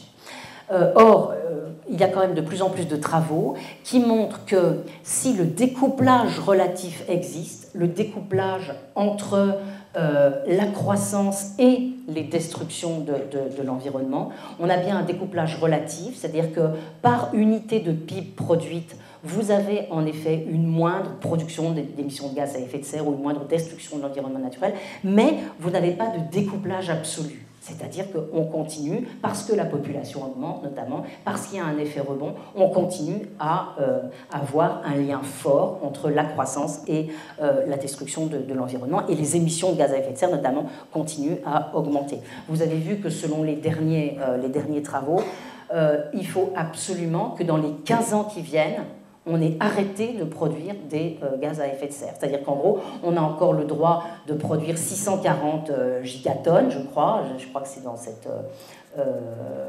cet indicateur-là, mais on en sort 40 gigatonnes par an, donc on a 15 ans pour arrêter. Donc 15 ans, c'est un temps hyper court. Et donc, pour l'instant, nous n'avons pas de découplage absolu.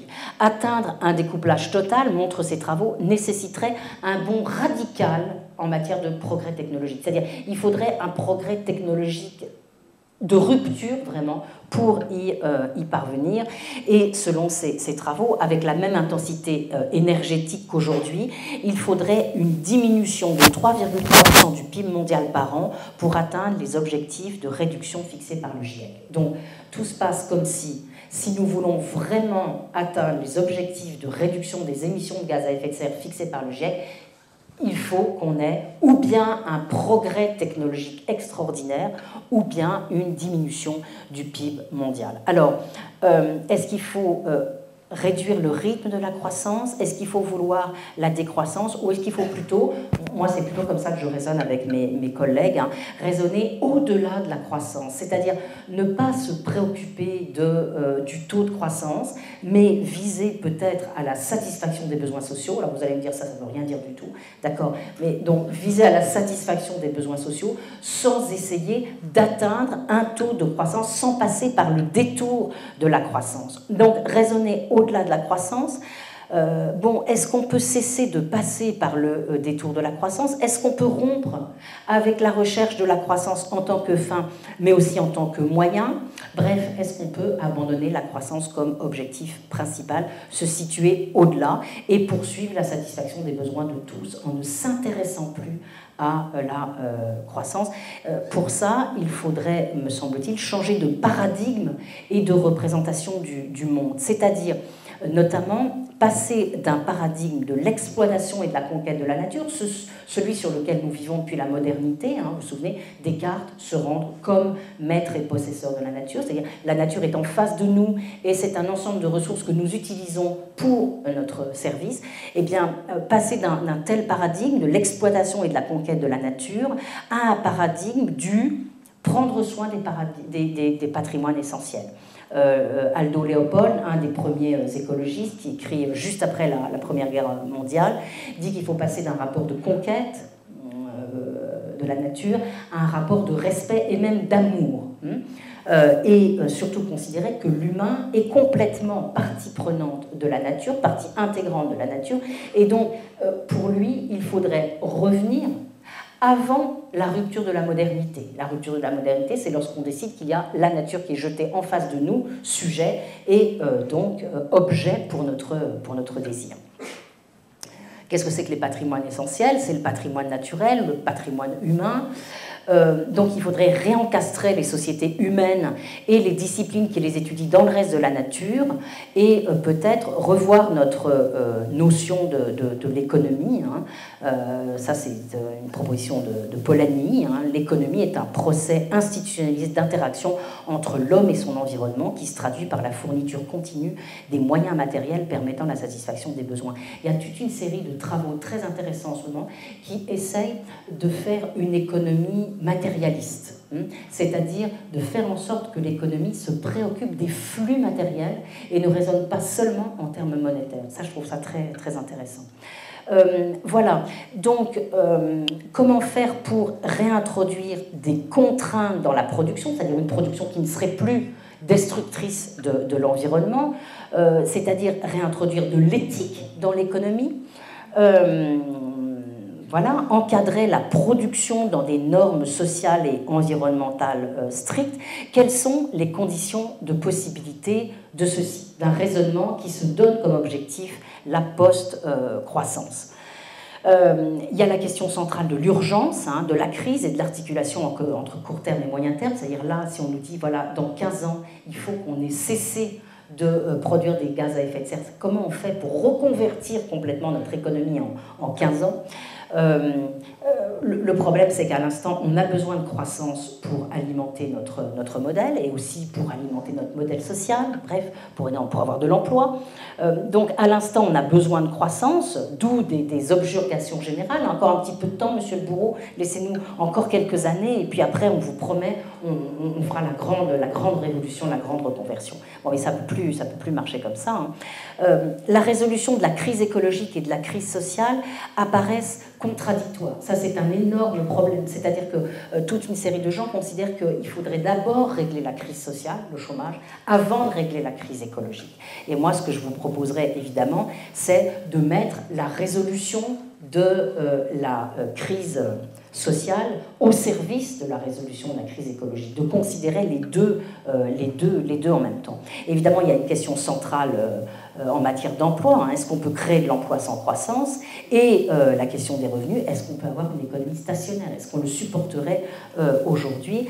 Et puis, plus généralement, il y a évidemment, c'est la question du progrès. Est-ce qu'on ne risque pas de revenir à l'âge de pierre si on raisonne au-delà de la croissance? Bien sûr, il y a des risques à abandonner l'objectif de croissance, des risques pour l'emploi, des risques pour notre modèle social, des risques pour les revenus, les risques d'un retour au Moyen-Âge. Voilà, il y a cette fameuse contradiction entre questions sociales et questions écologiques. L'urgence est sociale. Pour sortir de la crise sociale et économique, il faut de la croissance. Est-ce que par hasard l'écologie ne serait pas anti-sociale? Est-ce que l'écologie, ça n'entraîne pas une hausse des prix pour les plus faibles? Est-ce qu'elle n'entraîne pas une diminution de l'emploi? Regardez comment les salariés de Fessenheim refusent la fermeture de leur centrale. Donc moi, ma proposition, c'est de faire de la résolution de la question écologique une opportunité et non pas une contrainte, une opportunité pour sortir du chômage et de la perte de sens du travail, qui est énorme aujourd'hui. Donc une occasion de renouer avec le plein emploi et la désintensification du travail. Et si on se saisissait de la possibilité de résoudre la crise écologique pour résoudre en même temps nos deux autres grandes crises, la crise de l'emploi et la crise du travail. J'ai quasiment fini. Pourquoi est-ce que la résolution de la crise écologique nous permettrait de renouer avec le plein emploi? Peut-être qu'on pourrait à la fois réduire le temps de travail, peut-être ça nous fera un débat tout à l'heure. Moi, je suis pour une nouvelle étape de réduction, de partage du temps de travail, de manière à faire rentrer tout le monde dans l'activité, mais surtout s'engager dans la reconversion écologique sera créateur d'emplois, car ce sont les secteurs les plus intensifs en main-d'œuvre qui devront se développer et ce sont les services les moins intensifs en main-d'œuvre qu'il faudra fermer ou reconsidérer. Évidemment, il faudra faire attention aux recompositions et aux restructurations.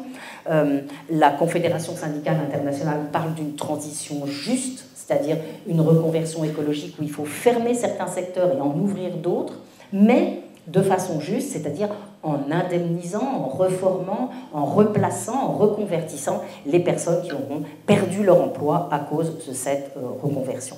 Il me semble que ça pourrait aussi nous permettre, cette reconversion écologique, de désintensifier le travail. Là, je suis Gadret, je n'ai pas le temps de l'exposer, mais peut-être vous pourrez regarder son blog qui est très intéressant. Gadret dit qu'il faut rompre, c'est un gros sujet, ça devrait être pour nous un gros sujet de débat, rompre avec les gains de productivité, mais essayer de faire des gains de qualité et de durabilité. Alors moi, je trouve ça très, très, très intéressant, mais évidemment, vous voyez qu'on n'a pas les instruments pour produire ça et pour mesurer ça. Donc faire des gains de qualité et de durabilité. Comment les mesurer, comment les produire, avec quelles organisations du travail. Est-ce qu'on n'a pas à réfléchir sur les organisations du travail qui pourraient nous permettre de faire ces gains de qualité et de durabilité? Une question peut-être plus générale pour conclure sur la compatibilité entre le capitalisme et la post-croissance. Est-ce que des sociétés capitalistes sont capables de produire ces gains de qualité et de durabilité et de nous laisser dans une société post-croissance? Et finalement, j'en finis là-dessus parce que vous savez que ça va être la discussion de la loi Pacte bientôt et qu'on vient de rendre un rapport, Nicole Notat et M. Sénard viennent de rendre un rapport là-dessus. Est-ce que par hasard la démocratie dans l'entreprise ne serait pas propice à la désintensification du travail? Donc j'avais encore d'autres slides, mais je m'arrête là pour vous dire qu'en gros, il me semble que une société post-croissance, c'est-à-dire qui ne vise plus un taux de croissance, mais qui vise autre chose, et qui se dote d'indicateurs qui ont le projecteur, qui braquent le projecteur sur ce qui nous importe vraiment. Notre patrimoine naturel, par exemple, ça peut être l'empreinte écologique, et notre cohésion sociale, ça peut être l'indice de santé sociale.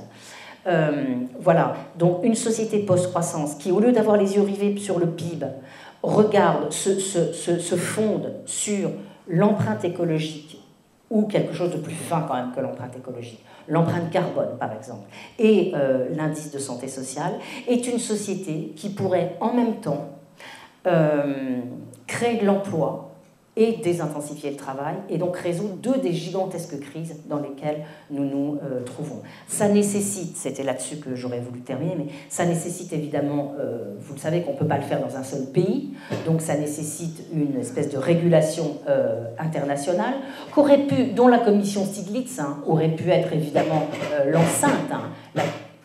La commission Stiglitz aurait...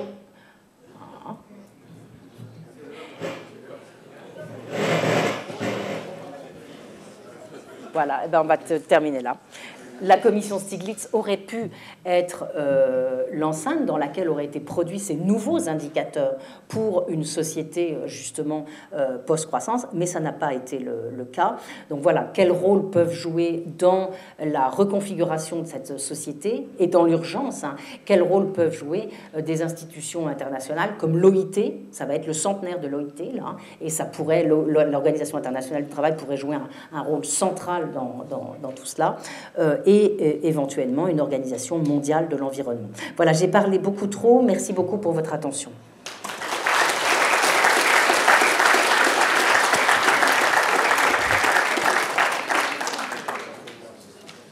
Je vais profiter du dernier ici. Donc la proposition de Gadret qui fait une relation inverse entre la productivité et gain de qualité, durabilité. Je pense qu'il ne faut pas parler de ça à un chef d'entreprise. Parce que le chef d'entreprise vous dira que la qualité et la durabilité, c'est une question de conception, et non pas une question de productivité. Et la conception est souvent faite justement pour que la qualité et la durabilité soient faites afin que l'entreprise puisse produire davantage. Donc, ça, en aucun cas, ça permettra de désintensifier le travail, ni de créer des emplois. Je ne comprends pas pourquoi. Parce que, non, il prend l'exemple d'une maison de retraite dans lequel on va faire la productivité dans une maison de retraite, ça va être de faire une toilette plutôt en 7 minutes qu'en 9 minutes. Et il dit, est-ce que c'est bon ça finalement? Est-ce que c'est un gain intéressant? Alors, la maison de retraite, c'est pas hyper intéressant, mais on peut... Enfin si, c'est d'ailleurs très très très intéressant. Est-ce qu'on a envie de faire ce genre de gain de productivité là? Et est-ce que ce qu'on doit chercher là, dans la maison de retraite en l'occurrence, c'est pas quand même plutôt un gain de qualité ressenti pour la personne, mais aussi d'ailleurs pour le salarié qui fait le... Il donne d'autres exemples.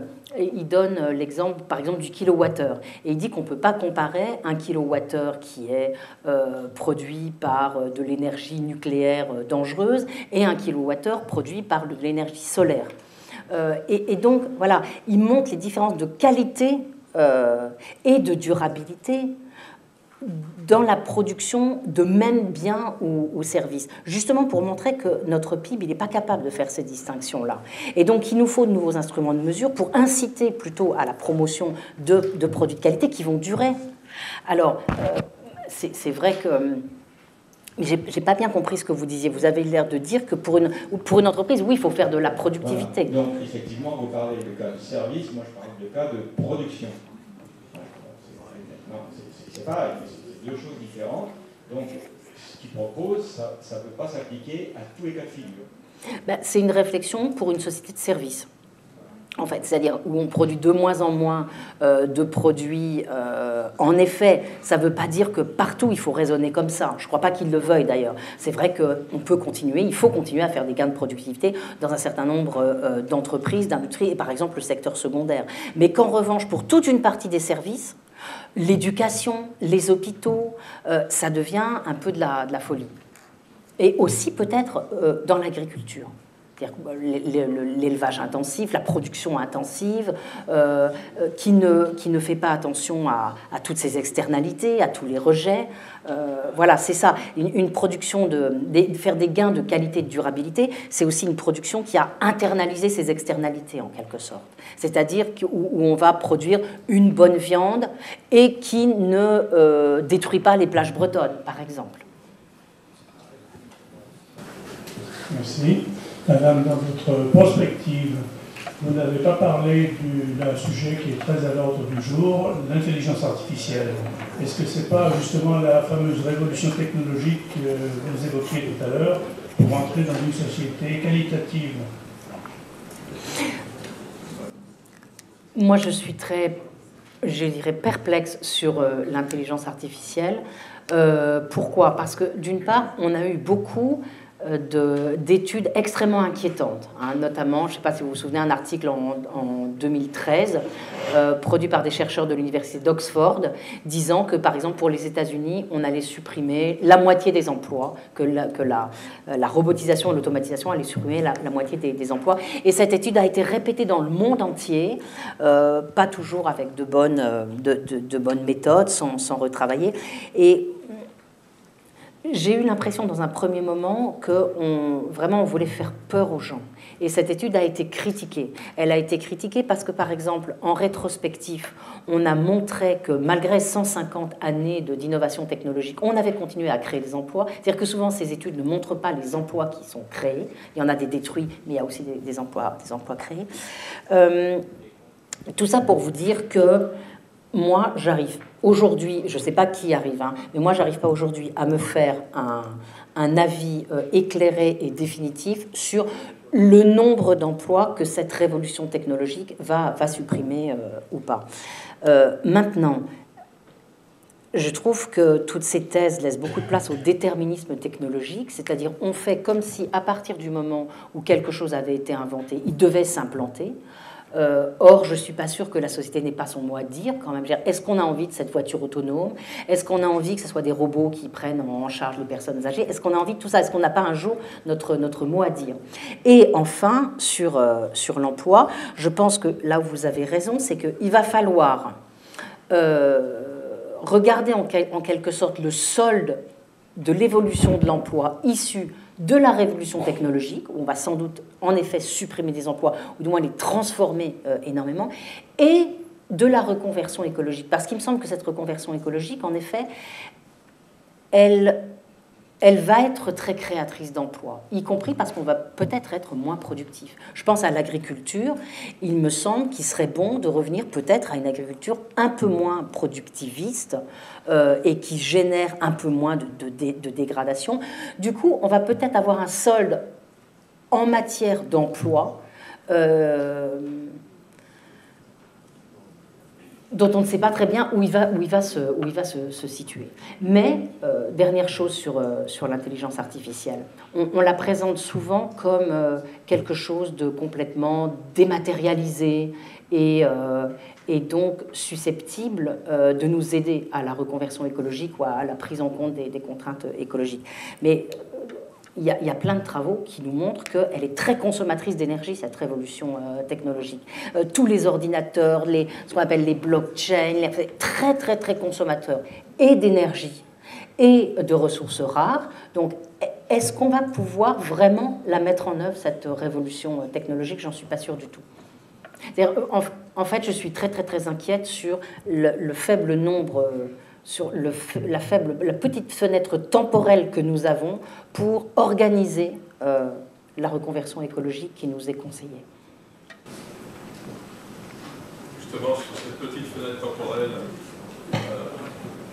j'ai été très intéressé par un certain nombre de choses que vous avez dites, disons un petit peu inquiet aussi, et puis amusé, parce que ça me reporte à peu près 45 ou 50 ans en arrière. J'ai débuté mes années universitaires, mes études universitaires en 70, au moment où le Club de Rome faisait des prospectives sur l'épuisement des ressources naturelles. Ça y est, on en parle. Il y avait 70 ans de pétrole à l'époque, et un certain nombre de dizaines d'années sont passées, et on dit qu'il y a plus de 20 ou 30 ans. Bon, on y est, vous avez raison. C'était à l'époque également où on disait dans Charlie Hebdo, je crois une revue, si je me rappelle bien, Le Sauvage, on parlait beaucoup de croissance zéro. Vous en avez parlé, on y est. Croissance zéro, il y a même un film, je crois, un petit film fait par les écolos. Donc j'ai assisté au début de l'écologie politique. Mon professeur de physiologie végétale se présentait au cantonal, au municipal, à Villeurbanne, aux législatives, c'est pour René Dumont. On y est. Les questions qui étaient posées il y a 50 ans, les écologistes étaient vilipendés, on se moquait d'eux, le recul à l'âge des cavernes, etc. On a perdu 50 ans. Oui. On a perdu 50 ans. Les questions qui sont posées aujourd'hui, on aurait pris au sérieux, enfin les grands penseurs de l'époque auraient pris au sérieux les écologistes au lieu de se moquer d'eux. On aurait pris les choses en main, on serait peut-être maintenant à l'heure pour éviter le réchauffement climatique. Et personnellement, la petite fenêtre de 15 ans, je pense qu'on va dans le mur. On réchauffera le jet, la plupart des gens s'en foutent. Et ceux qui ont les manettes en main s'appellent Trump et j'ai oublié le nom du président chinois, qui représente l'essentiel du pouvoir économique. Nous, on n'a rien en France. On est quoi 1-2%, même si on a une conscience écologique en France, on n'est rien. Voilà, donc ce report 45 ou 50 ans en arrière me fait dire, mais quel temps on a perdu? On va dans le mur, le globe est foutu, à mon avis, je suis très pessimiste là-dessus, on va dans le mur, alors qu'il y a 50 ans, on nous disait, on va dans le mur, et bien c'est bien, on y est. Non, mais je suis entièrement d'accord. C'est ce que je voulais suggérer avec quand je mettais en effet en parallèle la critique des années 70 et la critique d'aujourd'hui. Je trouve d'ailleurs que la critique des années 70 était encore plus intelligente parce qu'elle était multidimensionnelle. Il y avait le côté social qui n'existe plus beaucoup aujourd'hui. Bon, ce qui est quand même très intéressant, c'est que dans les années 70, ça s'est arrêté à cause de la crise économique, de l'augmentation du prix du pétrole et du chômage qui est arrivé. Alors là, on n'a plus du tout eu le droit de critiquer la croissance. Et on est rentré dans, en effet, une époque de respect quasi religieux de la croissance, d'appel à la croissance. Je ne sais pas si vous avez vu le film de Marie-Monique Robin qui s'appelle Sacrée Croissance. Les 5 premières minutes, c'est un tour mondial de gouvernants qui disent, alors en France, il y a tout le monde, il y a Mitterrand, il y a Sarkozy, tout le monde, chaque fois le gouvernement dit, nous allons retrouver la croissance et nos problèmes vont être résolus. Et c'est magnifique, ce patchwork de 50 interventions, on se dit que c'est vraiment une religion, quoi. Mais oui, je suis d'accord, on a perdu 50 ans, il faudrait savoir à cause de qui. Là, et je vous renvoie vers un autre petit bouquin, mais peut-être mon collègue Laurent ne sera pas d'accord, mais un très joli bouquin d'Antonin Potier qui a écrit ce livre qui s'appelle « Comment les économistes réchauffent la planète ». Et pour lui, parmi les responsables, il y a évidemment les grandes entreprises qui sont intéressées, tout ça, mais aussi des économistes qui ont toujours milité pour nous faire croire qu'avec le progrès technologique, on s'en tirerait. Oui, je rebondis un peu sur ce qui vient d'être dit. Alors je regarde, on a vu ce qui s'était passé ces 30 dernières années. Là, dans les 15 années qui vont venir, vous avez parlé des changements de paradigme. Comment percevez-vous le réalisme ou non des propositions que vous avez énoncées? Moi, je citerai qu'un seul exemple, puisqu'on vient d'évoquer la Chine. En Chine, il y a quelques années, alors peut-être que ça s'est atténué maintenant, il se construisait une centrale à charbon toutes les semaines. Une centrale à charbon, c'est des centrales de production d'électricité, comme on en connaît en France, par EDF. En Chine, c'est une construction par semaine. Dans un tel contexte, peut-on vraiment espérer une évolution internationale d'ici ces 15 prochaines années? Vous savez que je vais vous répondre bien sûr que non, que c'est pas... En effet, c'est pas envisageable. Et en même temps, d'après ce qu'on dit, moi je suis pas du tout une spécialiste, hein, mais d'après ce qu'on dit, la sortie de crise pourrait venir justement de la Chine, qui est en train de se rendre compte qu'elle tue ses habitants. Les habitants ont manifestement envie de se révolter, alors ils ne vont pas pouvoir tous les tuer quand même, ou les empêcher de manifester. Et apparemment, la Chine sera en train de prendre des mesures drastiques pour faire face au changement climatique et à cette menace. Donc là, il y a quelque chose à espérer, même si, bon, après, il n'y a pas que la Chine, il y a évidemment les États-Unis, et là, la situation est désespérée, je vous l'accorde. Bonjour. Le tableau que vous nous avez brossé nous montre une puissance publique qui oriente sa politique économique en fonction d'indicateurs qui sont plus ou moins pertinents. On espère qu'ils le sont plus. Mais est-ce qu'il ne manque pas à votre tableau le fait qu'aujourd'hui les décisions économiques ne sont pas prises au Conseil des ministres, mais au Conseil d'administration, et qu'il y a une croissance qui ne sera jamais remise en cause, c'est celle de la distribution des dividendes? Bien sûr, non, mais je suis entièrement d'accord. Et c'est ma dernière question, vous voyez, compatibilité entre capitalisme et post-croissance. Et est-ce qu'on peut vouloir une société, en effet, qui fait face à la menace écologique et qui est dans une sorte de stabilité en régime capitaliste? Je crois que la réponse est non, hein. On ne peut pas, sauf un capitalisme extrêmement domestiqué, extrêmement régulé, dans lequel on n'est pas du tout en ce moment. Vous avez raison. Mais vous voyez, ça fuit de toutes parts, quoi.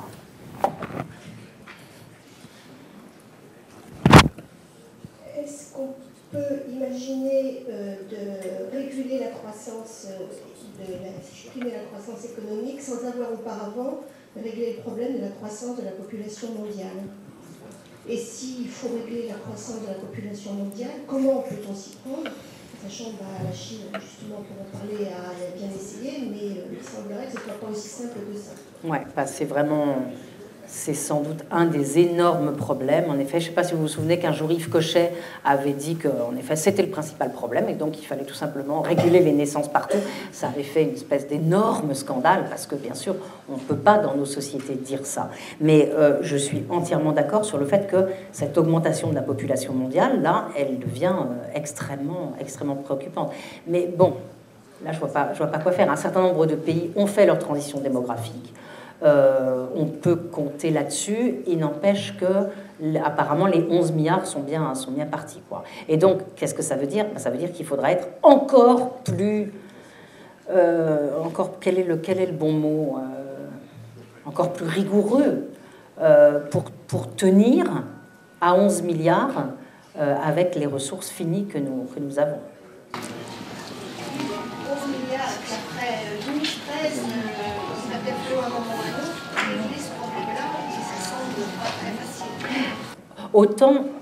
Autant je pense qu'on pourrait, ça susciterait une révolution, bien sûr, mais autant je pense qu'on pourrait imposer des quotas d'émissions de gaz à effet de serre, c'est-à-dire dire, vous, tel pays, vous avez droit à tel quota, et puis après le pays doit le redistribuer entre ses habitants, ça serait horrible, hein, bien sûr, mais autant je pense que ça serait encore mieux supporté qu'une restriction de la population, ou de la reproduction. En novembre 2016, j'ai assisté à une conférence de Jean-Marc Jancovici. J'ai l'impression que j'étais pas très loin de lui, d'un point de vue idée, me semble-t-il. Non, bon, vous commenterez. Non, je ne suis pas du tout... C'était très radical. Ouais. Dans son langage direct, j'ai adoré cette conférence, c'était fascinant pendant 2 heures. Il est allé aux conclusions tout de suite, à 5 premières minutes, en disant, si vous endormez, au moins, vous aurez les conclusions de la conférence. Et sa phrase était lapidaire. La croissance, alors je ne sais plus si c'est limité aux pays occidentaux ou à l'ensemble du globe, la croissance, c'est bullshit. Terminé. Il n'y a plus de croissance. Parce que son raisonnement est simple. Tout démarre de l'énergie et des matières premières. Oui. Le pétrole, l'uranium pour le nucléaire, le charbon, l'hydraulique c'est trop fort rien, le vent c'est trop fort rien, le solaire c'est trop fort rien. Au moment, ça dépend trop des intempéries et compagnie. Plus les matières premières, ce qui reste sur le globe en cuivre, en aluminium, etc.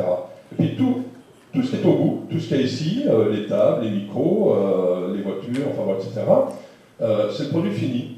S'il n'y a plus rien au départ, il n'y a plus rien à l'arrivée. Donc de toute façon, il a montré des tas de courbes. Et puisque je suis face à un amphi scientifique, je vais vous présenter 50 courbes. On a le droit à 50 ou 60 courbes. La rupture, je pense, c'est 2007. Tout commence à plonger en 2007. Il était très convaincant, j'étais déjà très convaincu dans l'amphi, je me suis senti encore plus convaincu et pessimiste pour mes enfants et mes petits-enfants. Mais croissance, bullshit, terminé. Si les hommes politiques vous parlent, c'était juste avant le présidentiel, si les hommes politiques vous parlent de croissance, ne les croyez pas. Bullshit. Oui, non mais je suis entièrement d'accord avec lui et je crois qu'on est nombreux à être d'accord avec lui. Mais vous voyez bien que le problème, c'est qu'est-ce qu'on fait de cette conscience-là? Petit 1, elle n'est pas partagée par les gouvernements. Regardez tous les articles élogieux qu'il y a eu depuis qu'on sait que la croissance est repartie en France avec le 1,9%. Et les gens eux-mêmes, ça leur fait peur quand même. C'est-à-dire, il ne faut pas croire quand même que c'est facile. C'est-à-dire qu'en effet, l'absence de croissance brutale, c'est super difficile à gérer quand même, parce que bien sûr que c'est moins de recettes pour notre modèle social, que c'est moins de revenus, enfin, c'est pas du tout évident à gérer. Il faut l'avoir vraiment préparé, il faut savoir comment on redistribuerait les choses en effet entre les personnes. C'est pour ça que je vois pas en effet tellement comment on pourrait faire ça à froid. Il faudrait qu'on soit capable de le faire à froid, et malheureusement, il va falloir des pénuries, des guerres, des choses abominables comme si on n'était pas assez intelligent pour les préparer. Mais regardez, je ne sais pas si vous avez vu il y a 2 jours l'article dans Le Monde sur la ruée vers l'or noir au Texas. C'est absolument incroyable. Les gens se précipitent sur les ouvriers, les usines, sur le gaz de schiste. Et alors, on est en plein refus, enfin, on est en plein climato-scepticisme. C'est incroyable. Donc, ils interviewaient des gens qui disaient « changement climatique, mais ça n'existe pas ». Et donc, voilà, on va en effet sortir, aller chercher toujours plus loin les dernières gouttes de pétrole. Et je pense qu'on ne sera pas assez raisonnable, en effet, pour s'arrêter à temps.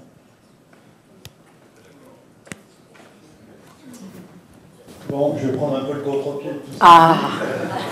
Je vais me faire l'avocat du diable. Pour les pays riches, effectivement, on peut envisager une société post-croissance. Vous leur dites quoi aux Africains, aux pays du Sahel, etc.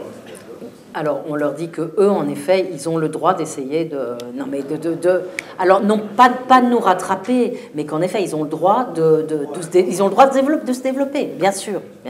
Mais vous voyez, non mais je crois qu'il faut bien regarder les termes.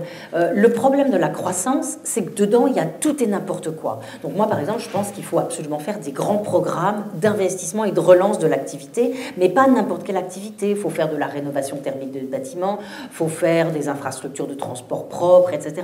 Le problème de la croissance, c'est qu'on met tout et n'importe quoi dedans. Donc, c'est pour ça que j'aime pas tellement le terme de décroissance.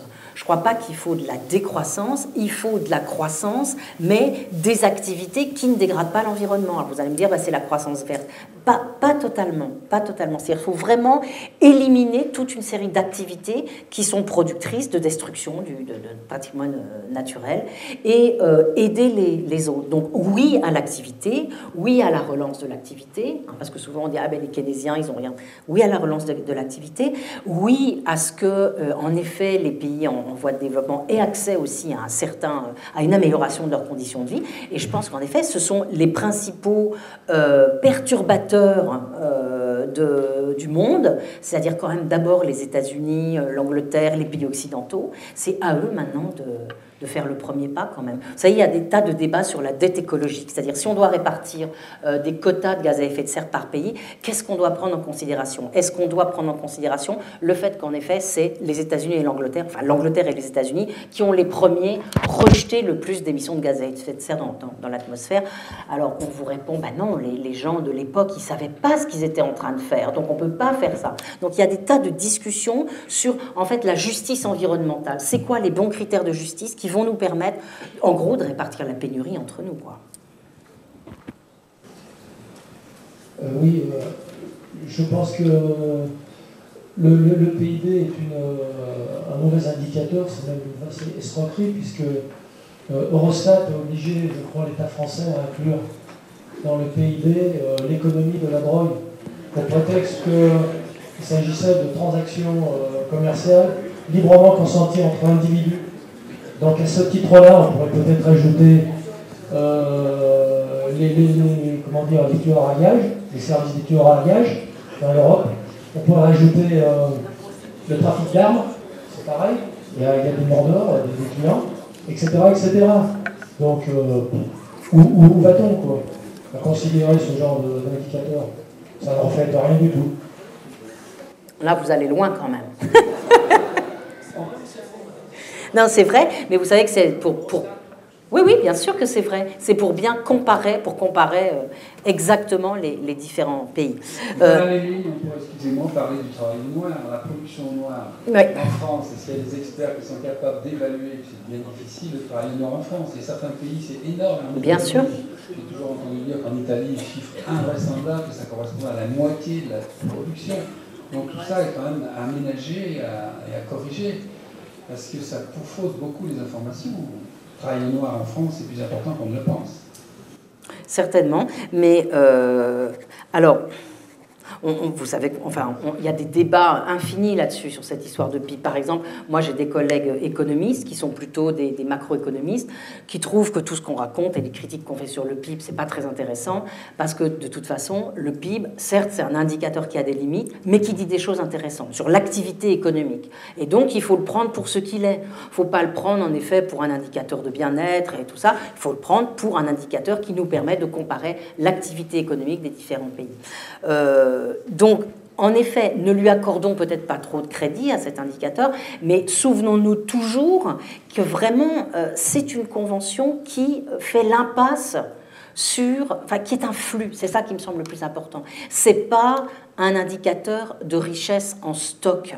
Donc ça ne nous dit pas les pertes de substance qu'on est en train de subir. Voilà. C'est pour ça que je pense vraiment que cette idée de nouveaux indicateurs de richesse, elle était... Bon, alors elle s'est complètement, comme je vous l'ai montré, elle s'est complètement perdue dans les sables. Elle est récupérée par les grandes institutions internationales et à mon avis, ils vont un jour nous sortir quelque chose d'encore pire peut-être. Mais l'idée de construire à côté quelques grands indicateurs qui auraient vraiment braqué le projecteur sur d'autres choses, sur les coulisses de la machine, ça me paraissait très, très intéressant, moi. Question technique. Aïe. Si on veut comparer des PIB entre différents pays, sont des bons scientifiques, il faut comparer des choses comparables, pas des choses dérables. Donc, qui définit, ou quel organisme, on voit qu'il y a une personne qui le fait, qui définit ce qu'on met dans le panier PIB? Quels éléments on met? Ah, on met la prostitution, non, on ne la met pas, comme on a entendu il n'y a pas longtemps. La drogue, on la met, on ne la met pas. Il y a bien quelque part quelqu'un ou un organisme qui définit ce qu'on met dans le panier PIB. Bien sûr. Sinon, on ne peut pas comparer. Ah, mais bien sûr. Mais il y a 193 pays de l'ONU. Mais il y a des gens dont c'est le métier. Hein. Mais c'est où? Ça se passe où? Eh ben alors, vous avez le système de comptabilité nationale international qui a été sorti en 2008. C'est une bible de 1000 pages et qui est co-signé, porté par les 5 plus grandes institutions internationales, c'est-à-dire l'ONU, la Commission européenne, le FMI, la Banque mondiale et je ne sais plus qui est le 5e, mais voilà, c'est ça. Et puis, vous avez une sorte de délégation pour l'Union européenne qui a aussi, en 2010, son système de comptabilité nationale. Mais en effet, vous avez des gens qui travaillent à ça perpétuellement, précisément pour qu'on ait des comparaisons les plus justes possibles. Et en France, vous avez tout un département de l'INSEE, le département des comptes nationaux, qui passe son temps à respecter les conventions, à aller chercher les résultats d'enquête des entreprises, des ménages, etc., pour fabriquer le PIB. J'ai un étudiant qui fait ça. J'ai un étudiant qui fait sa thèse sur la fabrique du PIB. Alors, d'autres questions ou commentaires? Oui. Oui, le seul objet concret qui figurait dans votre exposé, c'était Fessenheim. Bon, je ne sais pas trop pourquoi, mais enfin, vous en avez parlé. Bien, je dois dire que, en ce qui concerne le nucléaire, et ce n'est pas assez dit, il y a assez d'uranium sur Terre pour subvenir aux besoins de 10 milliards d'habitants pendant les 4 milliards d'années qui restent au Soleil à vivre. Donc ça, on ne le dit pas assez. Et... Non, mais tout ça, c'est des mensonges d'écologistes.